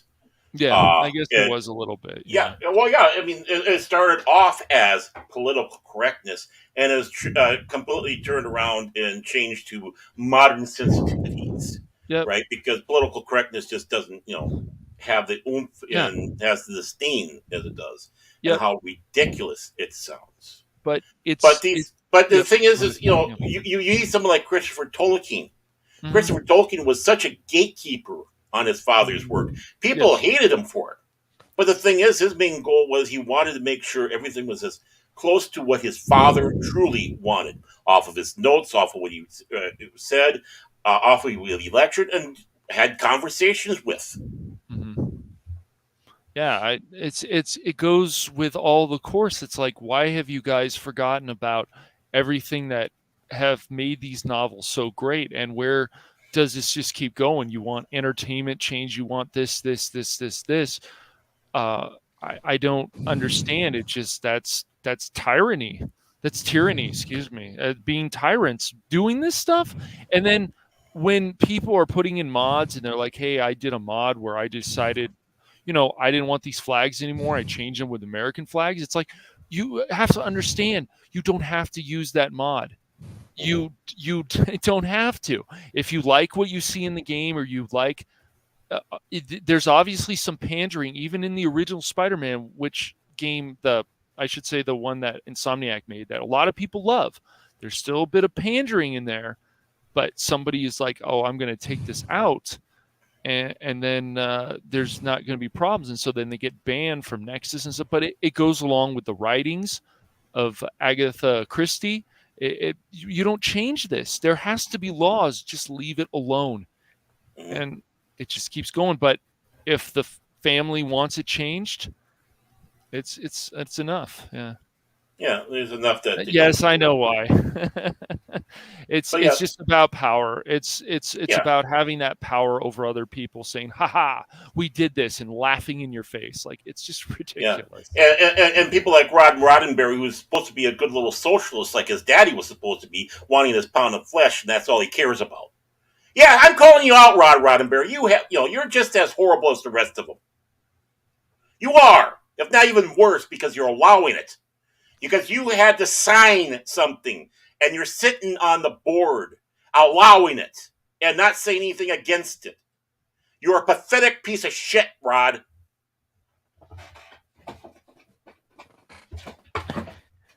And, let's face facts. Rod Roddenberry had no interest in Star Trek while his father was still alive. He had no interest in any aspect of Star Trek while his father was still alive. Until he saw how the money was coming in with Roddenberry, in Enterprise, Enterprise Inc. or whatever they had, where they were selling stuff. Yeah, he's seen all that wonderful money coming in. And it's like, oh, mamma mia. Well, I would love for even a YouTube channel or something to bring in people, and you have a video camera, and you start reading some of the old works of Agatha Christie, or even about Willy Wonka, and you start reading this to people who you feel bring in these kind of woke people, and see how long it takes for them to get offended, or would they actually get offended? They probably would, but well, like I told Mike, as an example, or some kind of experiment. Mm-hmm. Mm-hmm. Well, the thing is, like I told Mike, they're wanting to do all these changes to people who have never read the stuff in the first place and never intend to. So they're going in there saying, you have to change this off of something that we know nothing about, except somebody, my professor told me this. Yes. Or I should sit back and say, my professor's assistant's assistant, because we never see our professor because he's too busy fucking off. Yes. Yeah. The problem is, when they got that power, people are like, won't say, "Oh, you shouldn't do that." They go, "Oh, go ahead." And I got tenure. I'm special. Right. Yeah, I had a professor like that in community college before I transferred. I have tenure. I can do what I want.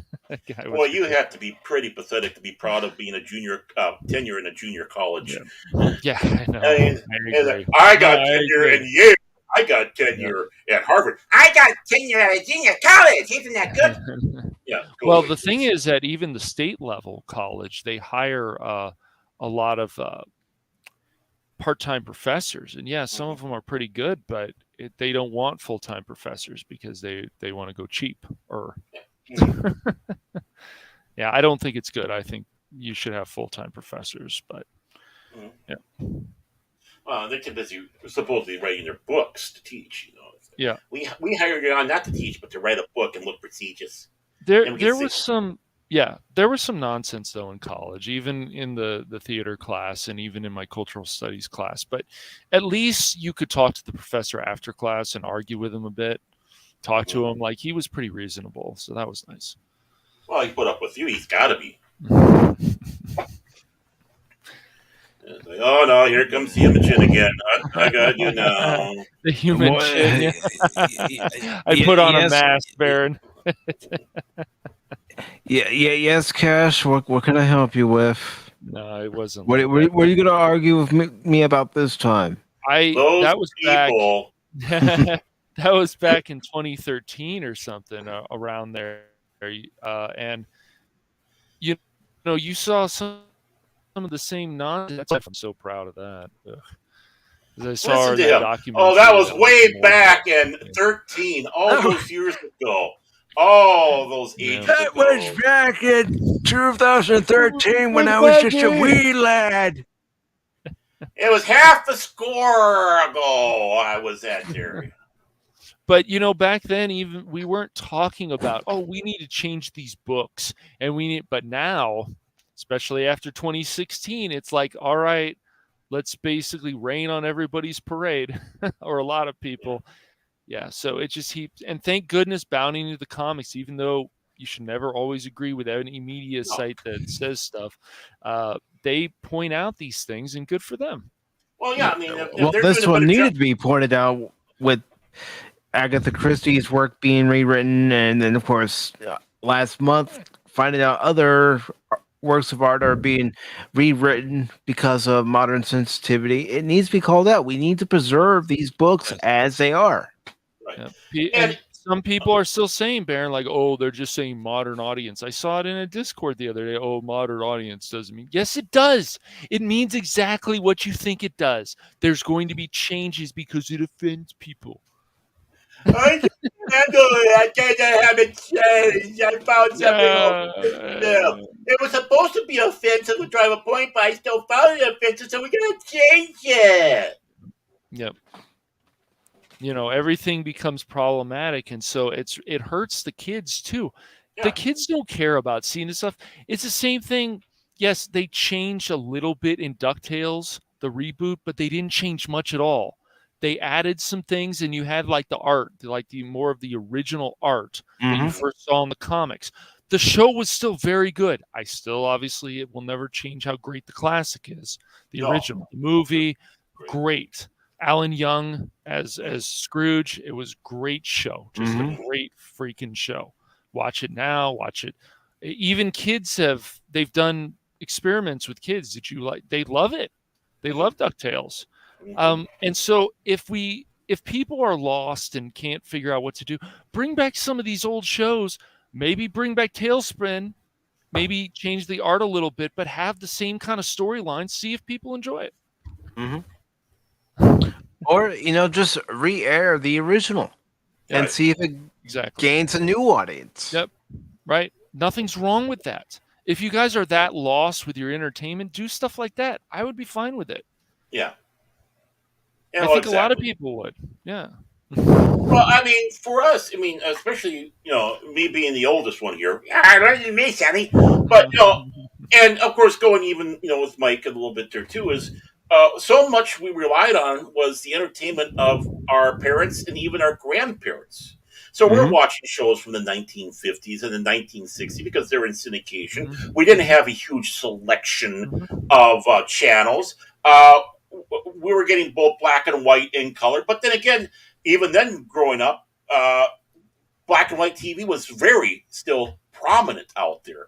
In fact, it was to such a point that, for us as a family, when we got our first color TV, it was a used one that was bought.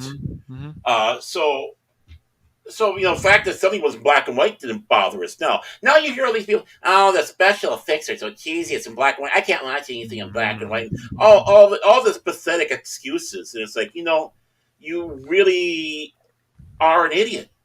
You don't appreciate. And,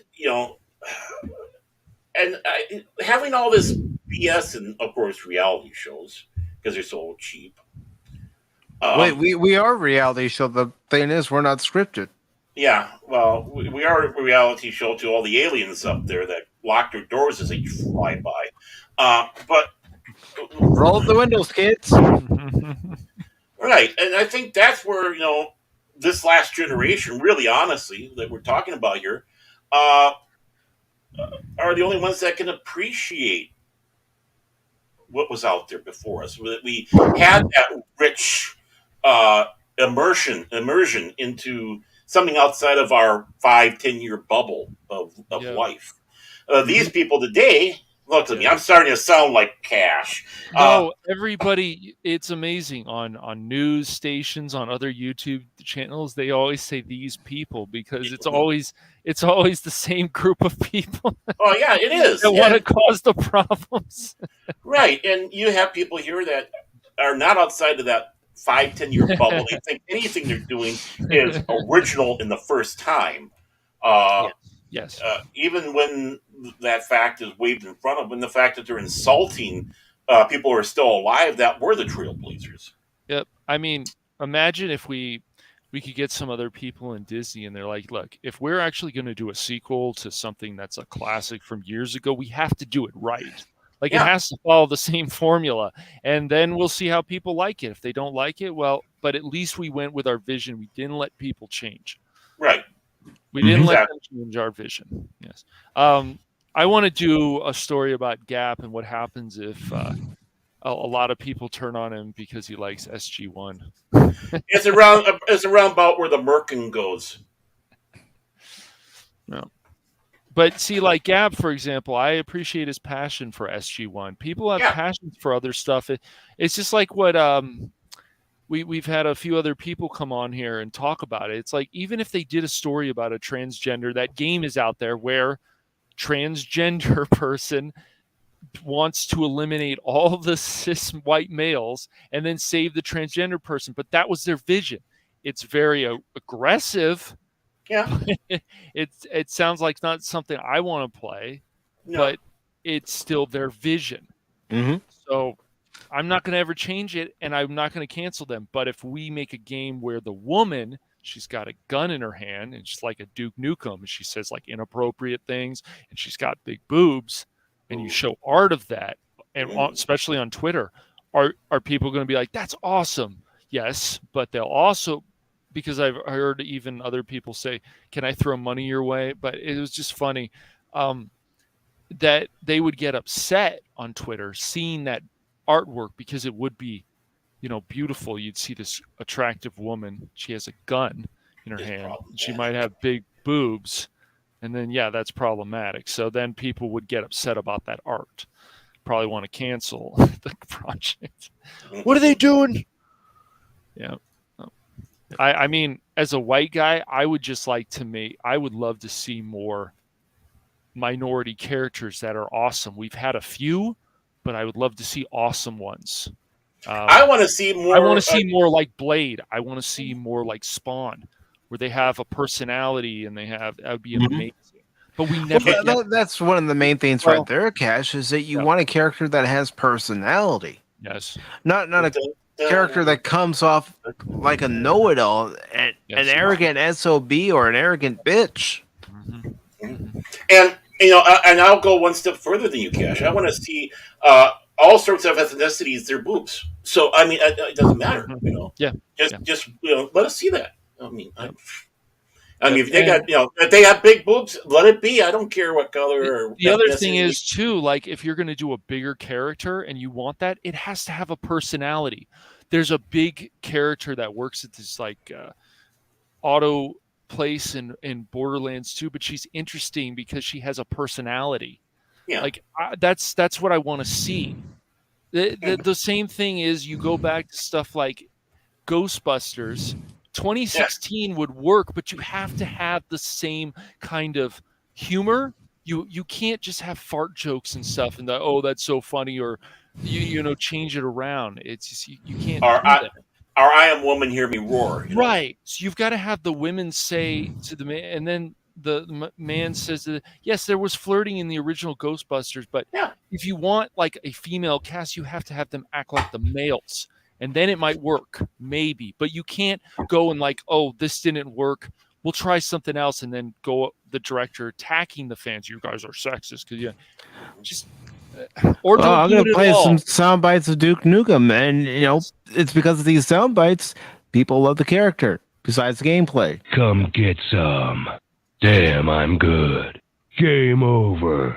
Get that crap out of here. Hail to the king, baby. I'm gonna get medieval on your asses. It's time to kick ass and chew bubble gum. And I'm all out of gum. I've got balls of steel. Yep. You're pissing me off. That's a good one too. Yes.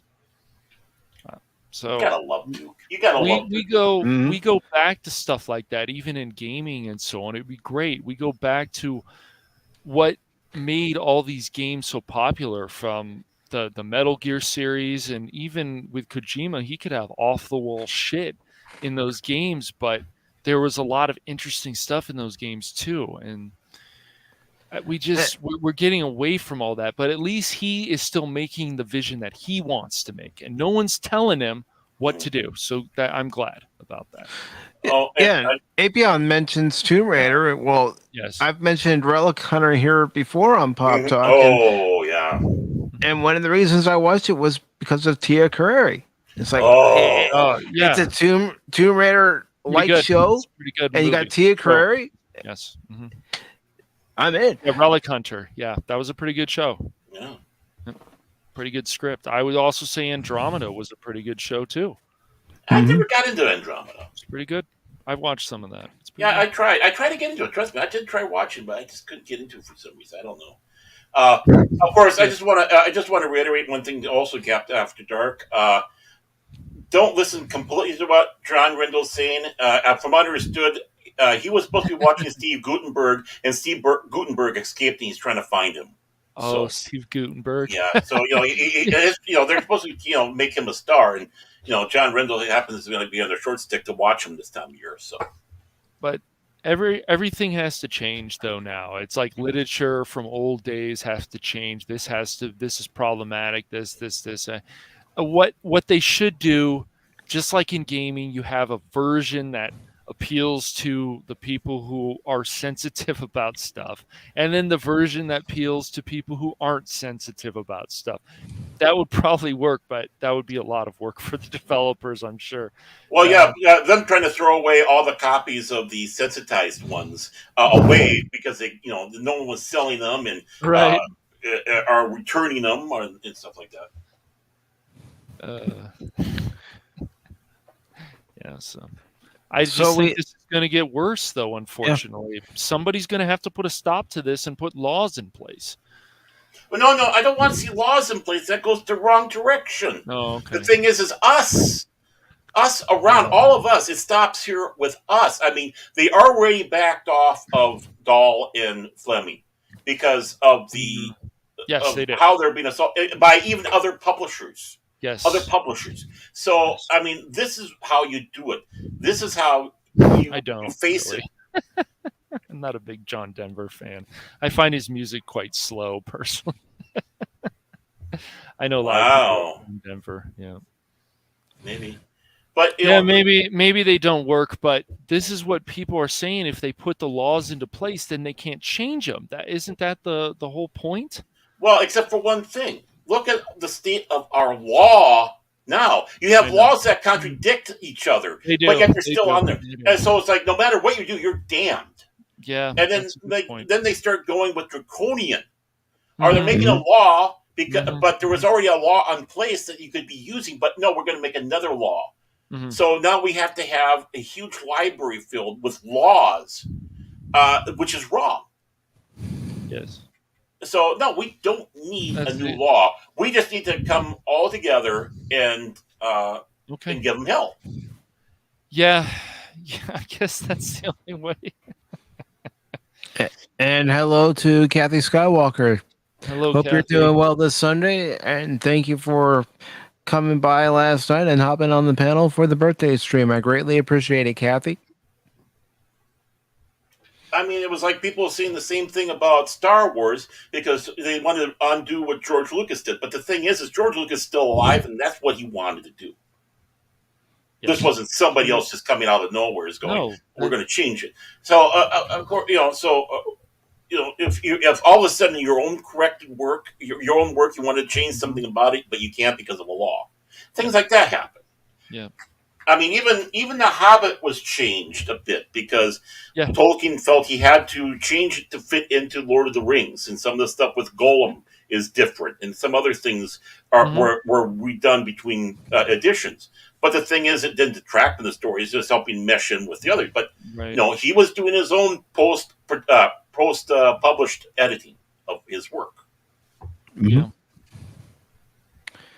Well, Castor, I know you and I probably have a lot to say about this story that we're going to talk about right now, and that's E3. Well, there's not going to be an E3 in 2023, as event production company Reed Pop announced on Friday that the physical and digital versions of E3 2023 Video Game Expo have both been canceled. Reed Pop added that it and Entertainment Software Association will reevaluate the future of E3. Bum, bum, bum. ESA announced on September 26th that it would partner with ReadPop to bring back the in-person E3 event on June 13th through the 16th.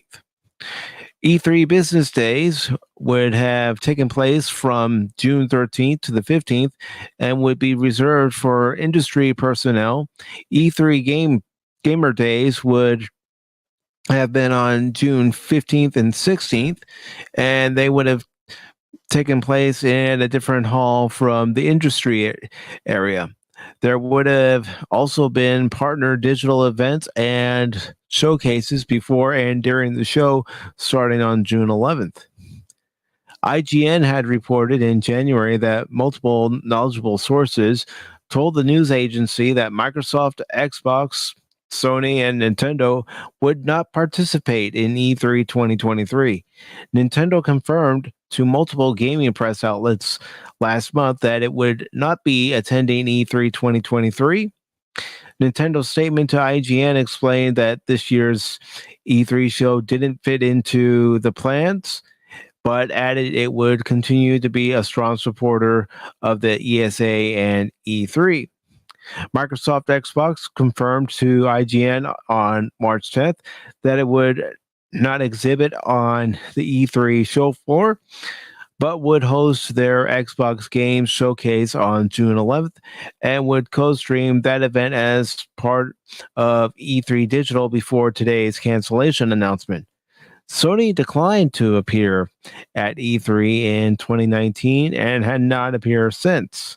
Game developer and publisher Sega and Tencent subsidiary company Level Infinite both confirmed to IGN on Tuesday that they would not attend E3 2023 Video Game Expo event.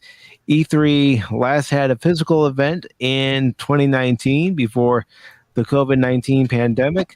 It was exploring options for an online E3 event after canceling the physical event the summer of 2020, but eventually decided not to present an online version.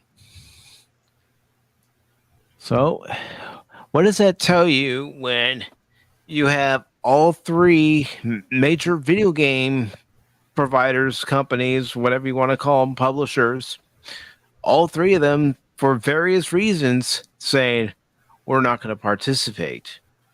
Well, because E3 is just it was supposed to be, and I've had a few conversations about this. It's supposed to be about the fans, and it's bringing that hype. And even before COVID, they didn't bring the hype. They were showing a lot of trailers, and then the trailers don't look like the game. And then they weren't showing less gameplay. The one thing that Nintendo was doing, and that's why some years they won E3 and I would say they had the best show, they were showing a lot of gameplay. And Microsoft, Sony, Ubisoft, and EA, they were not showing enough gameplay at all, and they weren't hyping these games up. And that was a big problem, but they also want to go their separate ways and have their own conventions or even like virtual conventions now. And I think that all contributed to it. And especially stuff after COVID, like things started changing where they can have these virtual conferences. Oh, sure. You see Mike, but you need Barrett out of this.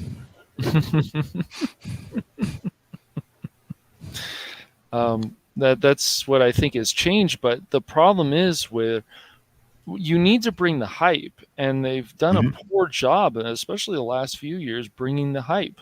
Like when they first showed, what is that game called that Ubisoft did, that apocalypse game? The Division.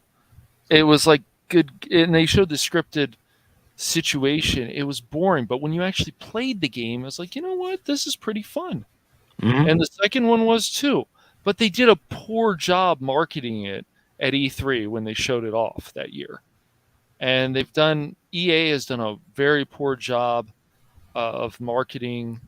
Ubisoft has done a poor job, and they had more gimmicks than actually showing things. Because when I went to E3 in 2001, 2000, 2001, that was at the LA Convention Center. They had booth babes there still. So you could take pictures with attractive women if you wanted to. They had a lot of cool stuff. You got a bag full of things. And if you became media, so say you had a website, you wrote some articles, reviews, you got to become media. So I got to talk to Rockstar at that time. I got to talk to Val at that time. And I remember I was saying, so when is TF2 finally coming out? I got to talk to Blizzard. This was way before Activision. We got to see Tony Hawk do some tricks. He was there. It was just an amazing experience. But as the years went on with E3, it changed. And you could just tell that it wasn't so much about any of the pandering.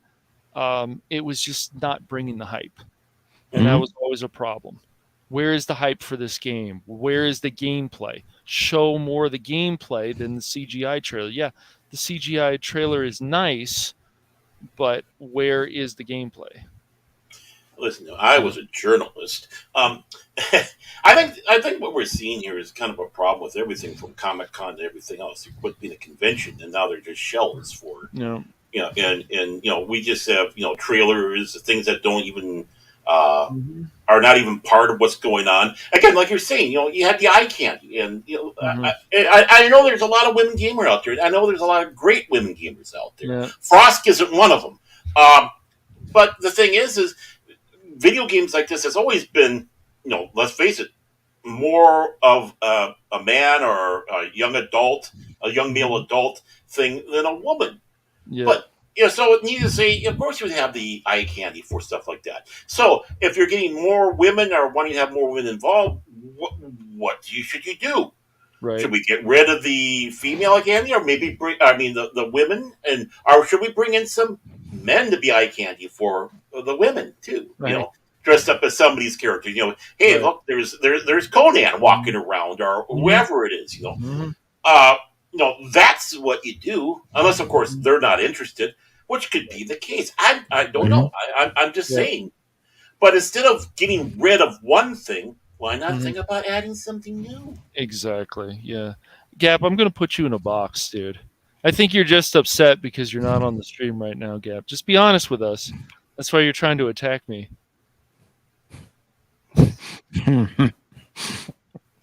Well, can I be on the stream today, please, Mike? Why can't I be on the stream? He heard you trying to do a hostile takeover of his company, Cap's Mercantile. That's what it is. So. Cap's Mercantile. I mean, my short answer was going to be, and it's still going to be, E3, it doesn't matter anymore. I mean, Jen even brings up the fact that, you have Sony with their State of Play, Nintendo does their Direct, and Microsoft does their own 3. Yep. Thing with Xbox, E3 is irrelevant. That's what happens, and especially after things like COVID and whatever, where you can do more stuff digital. But even then, look at the the Warner Brothers thing. They just put on all this pandering crap. Now, I don't know. Maybe they'll stop, but bring the excitement back. Show some new comics.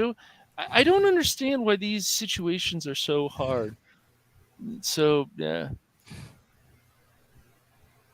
I don't know. Yeah, I'm going to put you in a box, dude.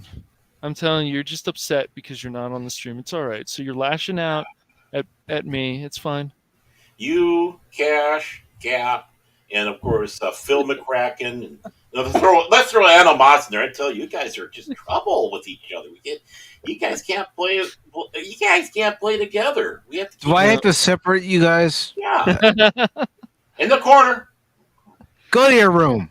Yeah, go stand in the corner. But this is a circular room. I don't care. You do it right now. It's all right. I know Gap dates people that aren't really considered women. It's okay, Gap. It's all right. Okay. I'm slowly backing away to the door. It was good talking with you guys. I'll see you maybe later. Bye. It's all right. It's okay.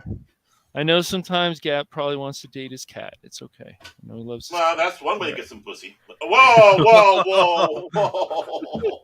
You started this, Gap. And the only thing I can't do with that being said is, well, yeah.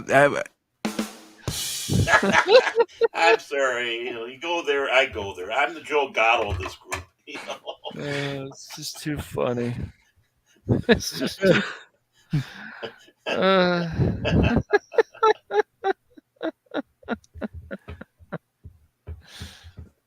So, guys, is there anything else you want to add about this article before we wrap it up here? I mean, I really don't know much about this, but for me, what you guys are all talking about, it is kind of sad that things like this are going to the wayside. But part of it is they lost their way. Of course, like you said, we have all this electronic stuff, and of course, the coof didn't help matters much. But the thing is one of the best things about fandom. And he's sleeping over here, by the way. He's asleep. I'm surprised you don't hear him snoring because he's snoring pretty good. But one thing that was so great about this was being able to get together to go to these events with like-minded people. In other words, you love what you're going to. It doesn't mean that you're politically like-minded, but you love whatever it was you're going for, a convention or the overall effect. And we're losing that. We're losing where we can look at each other eye to eye. Instead of over a camera. And that's sad to me because there's so many memories I had from my first Doctor Who, not a convention, but it was a festival because it was a one-day thing where I met Peter Davison. And all the people that were around there in costumes and stuff, and just the electric atmosphere that what it was all about.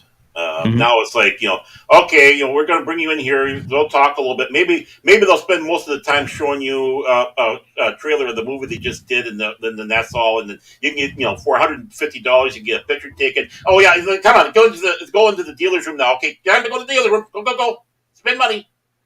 I mean, you don't really, a lot of the conventions, especially Creation Con, seem to go that way. I mean, for me, the last real convention I went to was I think it was MadCon 5? No, it was Mad Media 1999. I can't remember, but it was there's a story behind that. It's a long one, but that was the last one because they purposely made sure that the convention was kept small. There wasn't a huge lot of people, so there was enough interaction between, of course, the people going to the convention with each other and even with the guests that were there. Running into the guests and having nice conversations and. I have to sit back and say 1999 was the last real convention I went to.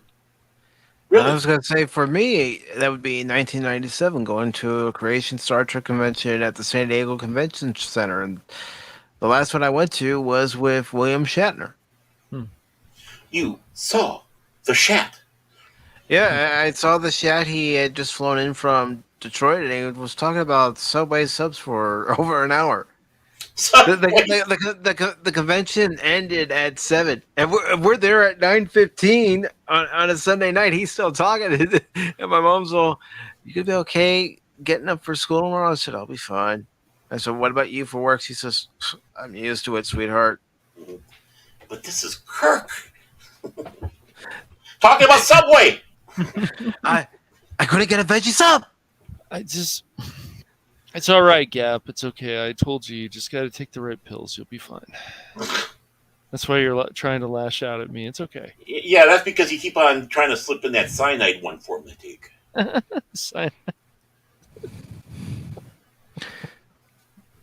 So, gentlemen, what do you have coming up on your respective channels? Well, ask me next month. Late next month. All right. Because I'm in flux. But of course, you got me for your shows. I mean, I even came here today. I kept you afloat. I kept you alive, man. You did help me out. I do appreciate it, Baron. Yeah, with your hangover, having to take off a few times because the night came back to you, and we kept the show going. I tell you. Well, I do appreciate having a wingman. Mm-hmm. And I don't know. I haven't seen anything from the Great Mighty 24, so I don't know. Maybe something. I don't know. I have not seen something for me, but hopefully in a little bit here, I'll be going over 24/7 Fusion Media for the primetime games. Very nice, very nice. And please tell 24 I said hello. I will do so. Yep. And you, Cash Money, the arch nemesis of Gap After Dark. What do you have coming up on Hooligans? My arch nemesis, but I think if I buy him a easy bake oven, he'll feel better. I really do. All right. Wait, you have Gap confused with Phil. No, he might like the easy bake oven too. I think he likes to bake, so it's all right. Maybe I'll buy him some GoBots too. On the I'll be playing late tonight, I think, because I want to watch some shows and do some other stuff. That play Saints Row 2, or as Phil would call it, the broken down version of Grand Theft Auto. So we'll see how long that lasts. I'm going to play a late night stream.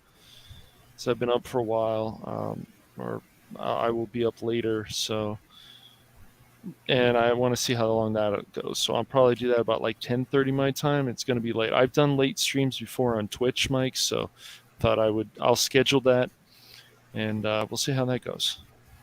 I'll try not to fall asleep on the keyboard. No, I won't fall.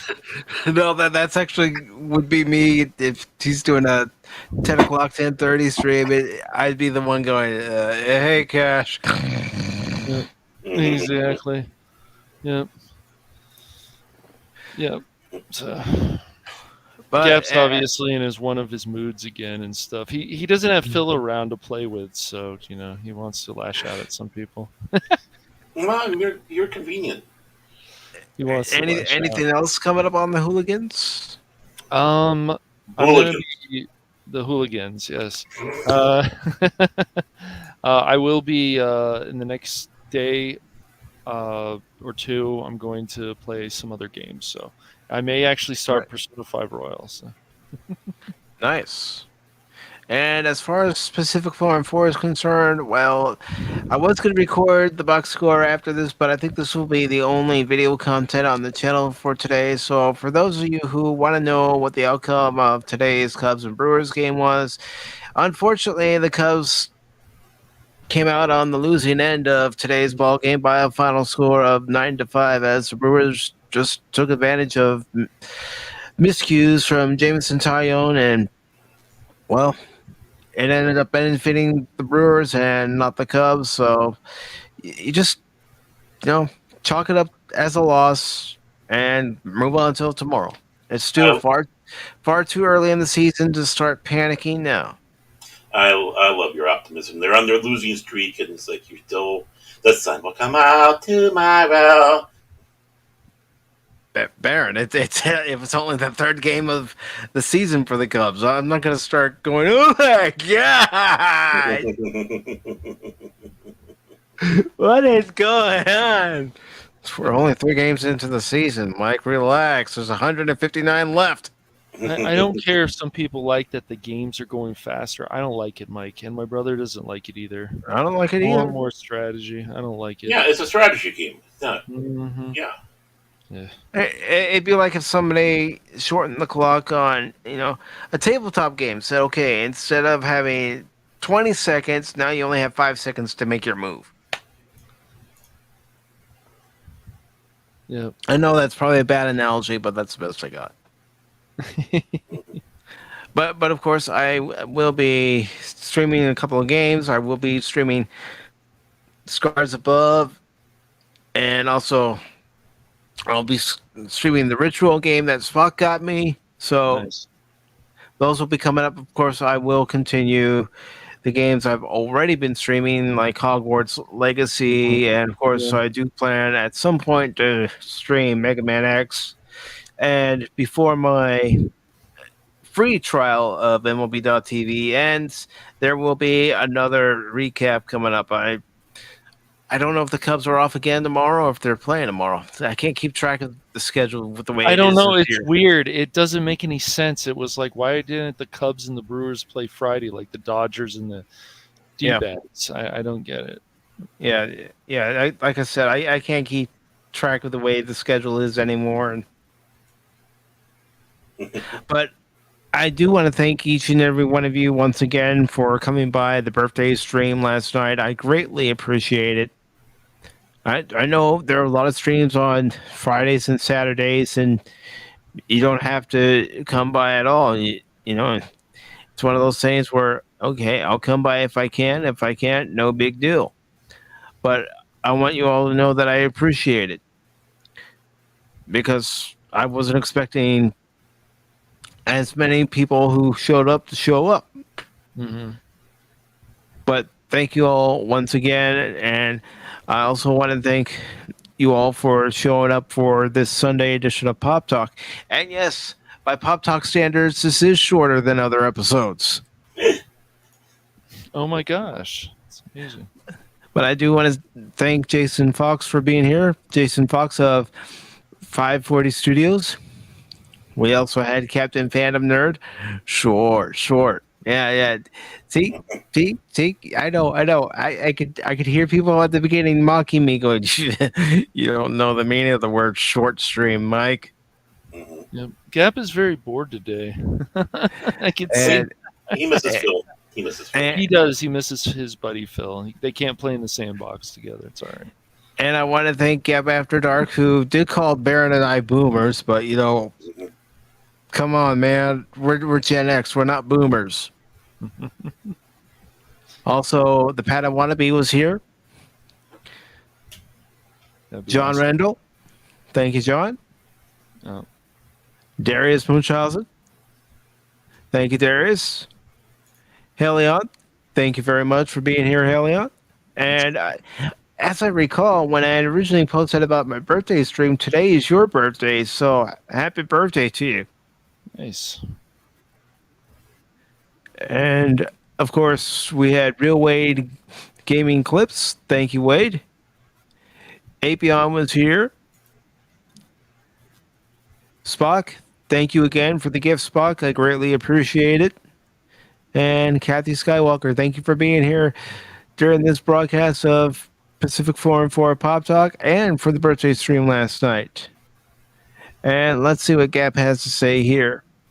Gap is saying Cash is in the spokeswoman for the ones that Brian. I don't know what he's talking about. Yeah, he messed up. He messed it all up. What? Oh, What? that's right. Then he typed it again, so he didn't want me to correct his grammar. Gap.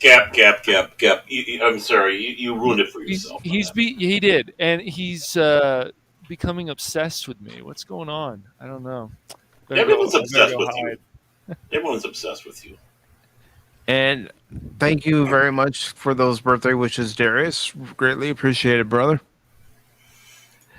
And I just want to let you know that Mike is going to be having a second birthday next week, so please keep those gifts coming. See, that's why I posted about the stream as early as I did. I didn't want to post it yesterday because I knew what day it was, and people would be going, "Oh, you're full of shit, Mike. You're full of shit, Pacific." No, it's like I better post this up Friday, otherwise people aren't going to believe me. They're probably still not going to believe me, but I better post it. Well, you are full of shit, but you were right about you were telling the truth on this one. Well, that's because you've already seen the proof. I showed it to you before we went live last night. Mm-hmm. So yes, I do have a birthday on April 1st, and I am how old I say I am, which is 45. I'm not ashamed of it. 45. But thank you all so very much. Hope you enjoyed what you saw here today on Pop Talk. And again, I always appreciate everybody's support here on the channel. I know there are plenty of things we can all do on a weekend and on a Sunday in particular. So the fact that you all spend your time with us, I greatly appreciate it. So for Cash Bunny 007 and Bear Norman Tag, I have been your host, Mike. Take care all, and remember, I'm not just a baseball guy, I'm an all-around guy. Have a good rest of your Sunday, everyone. God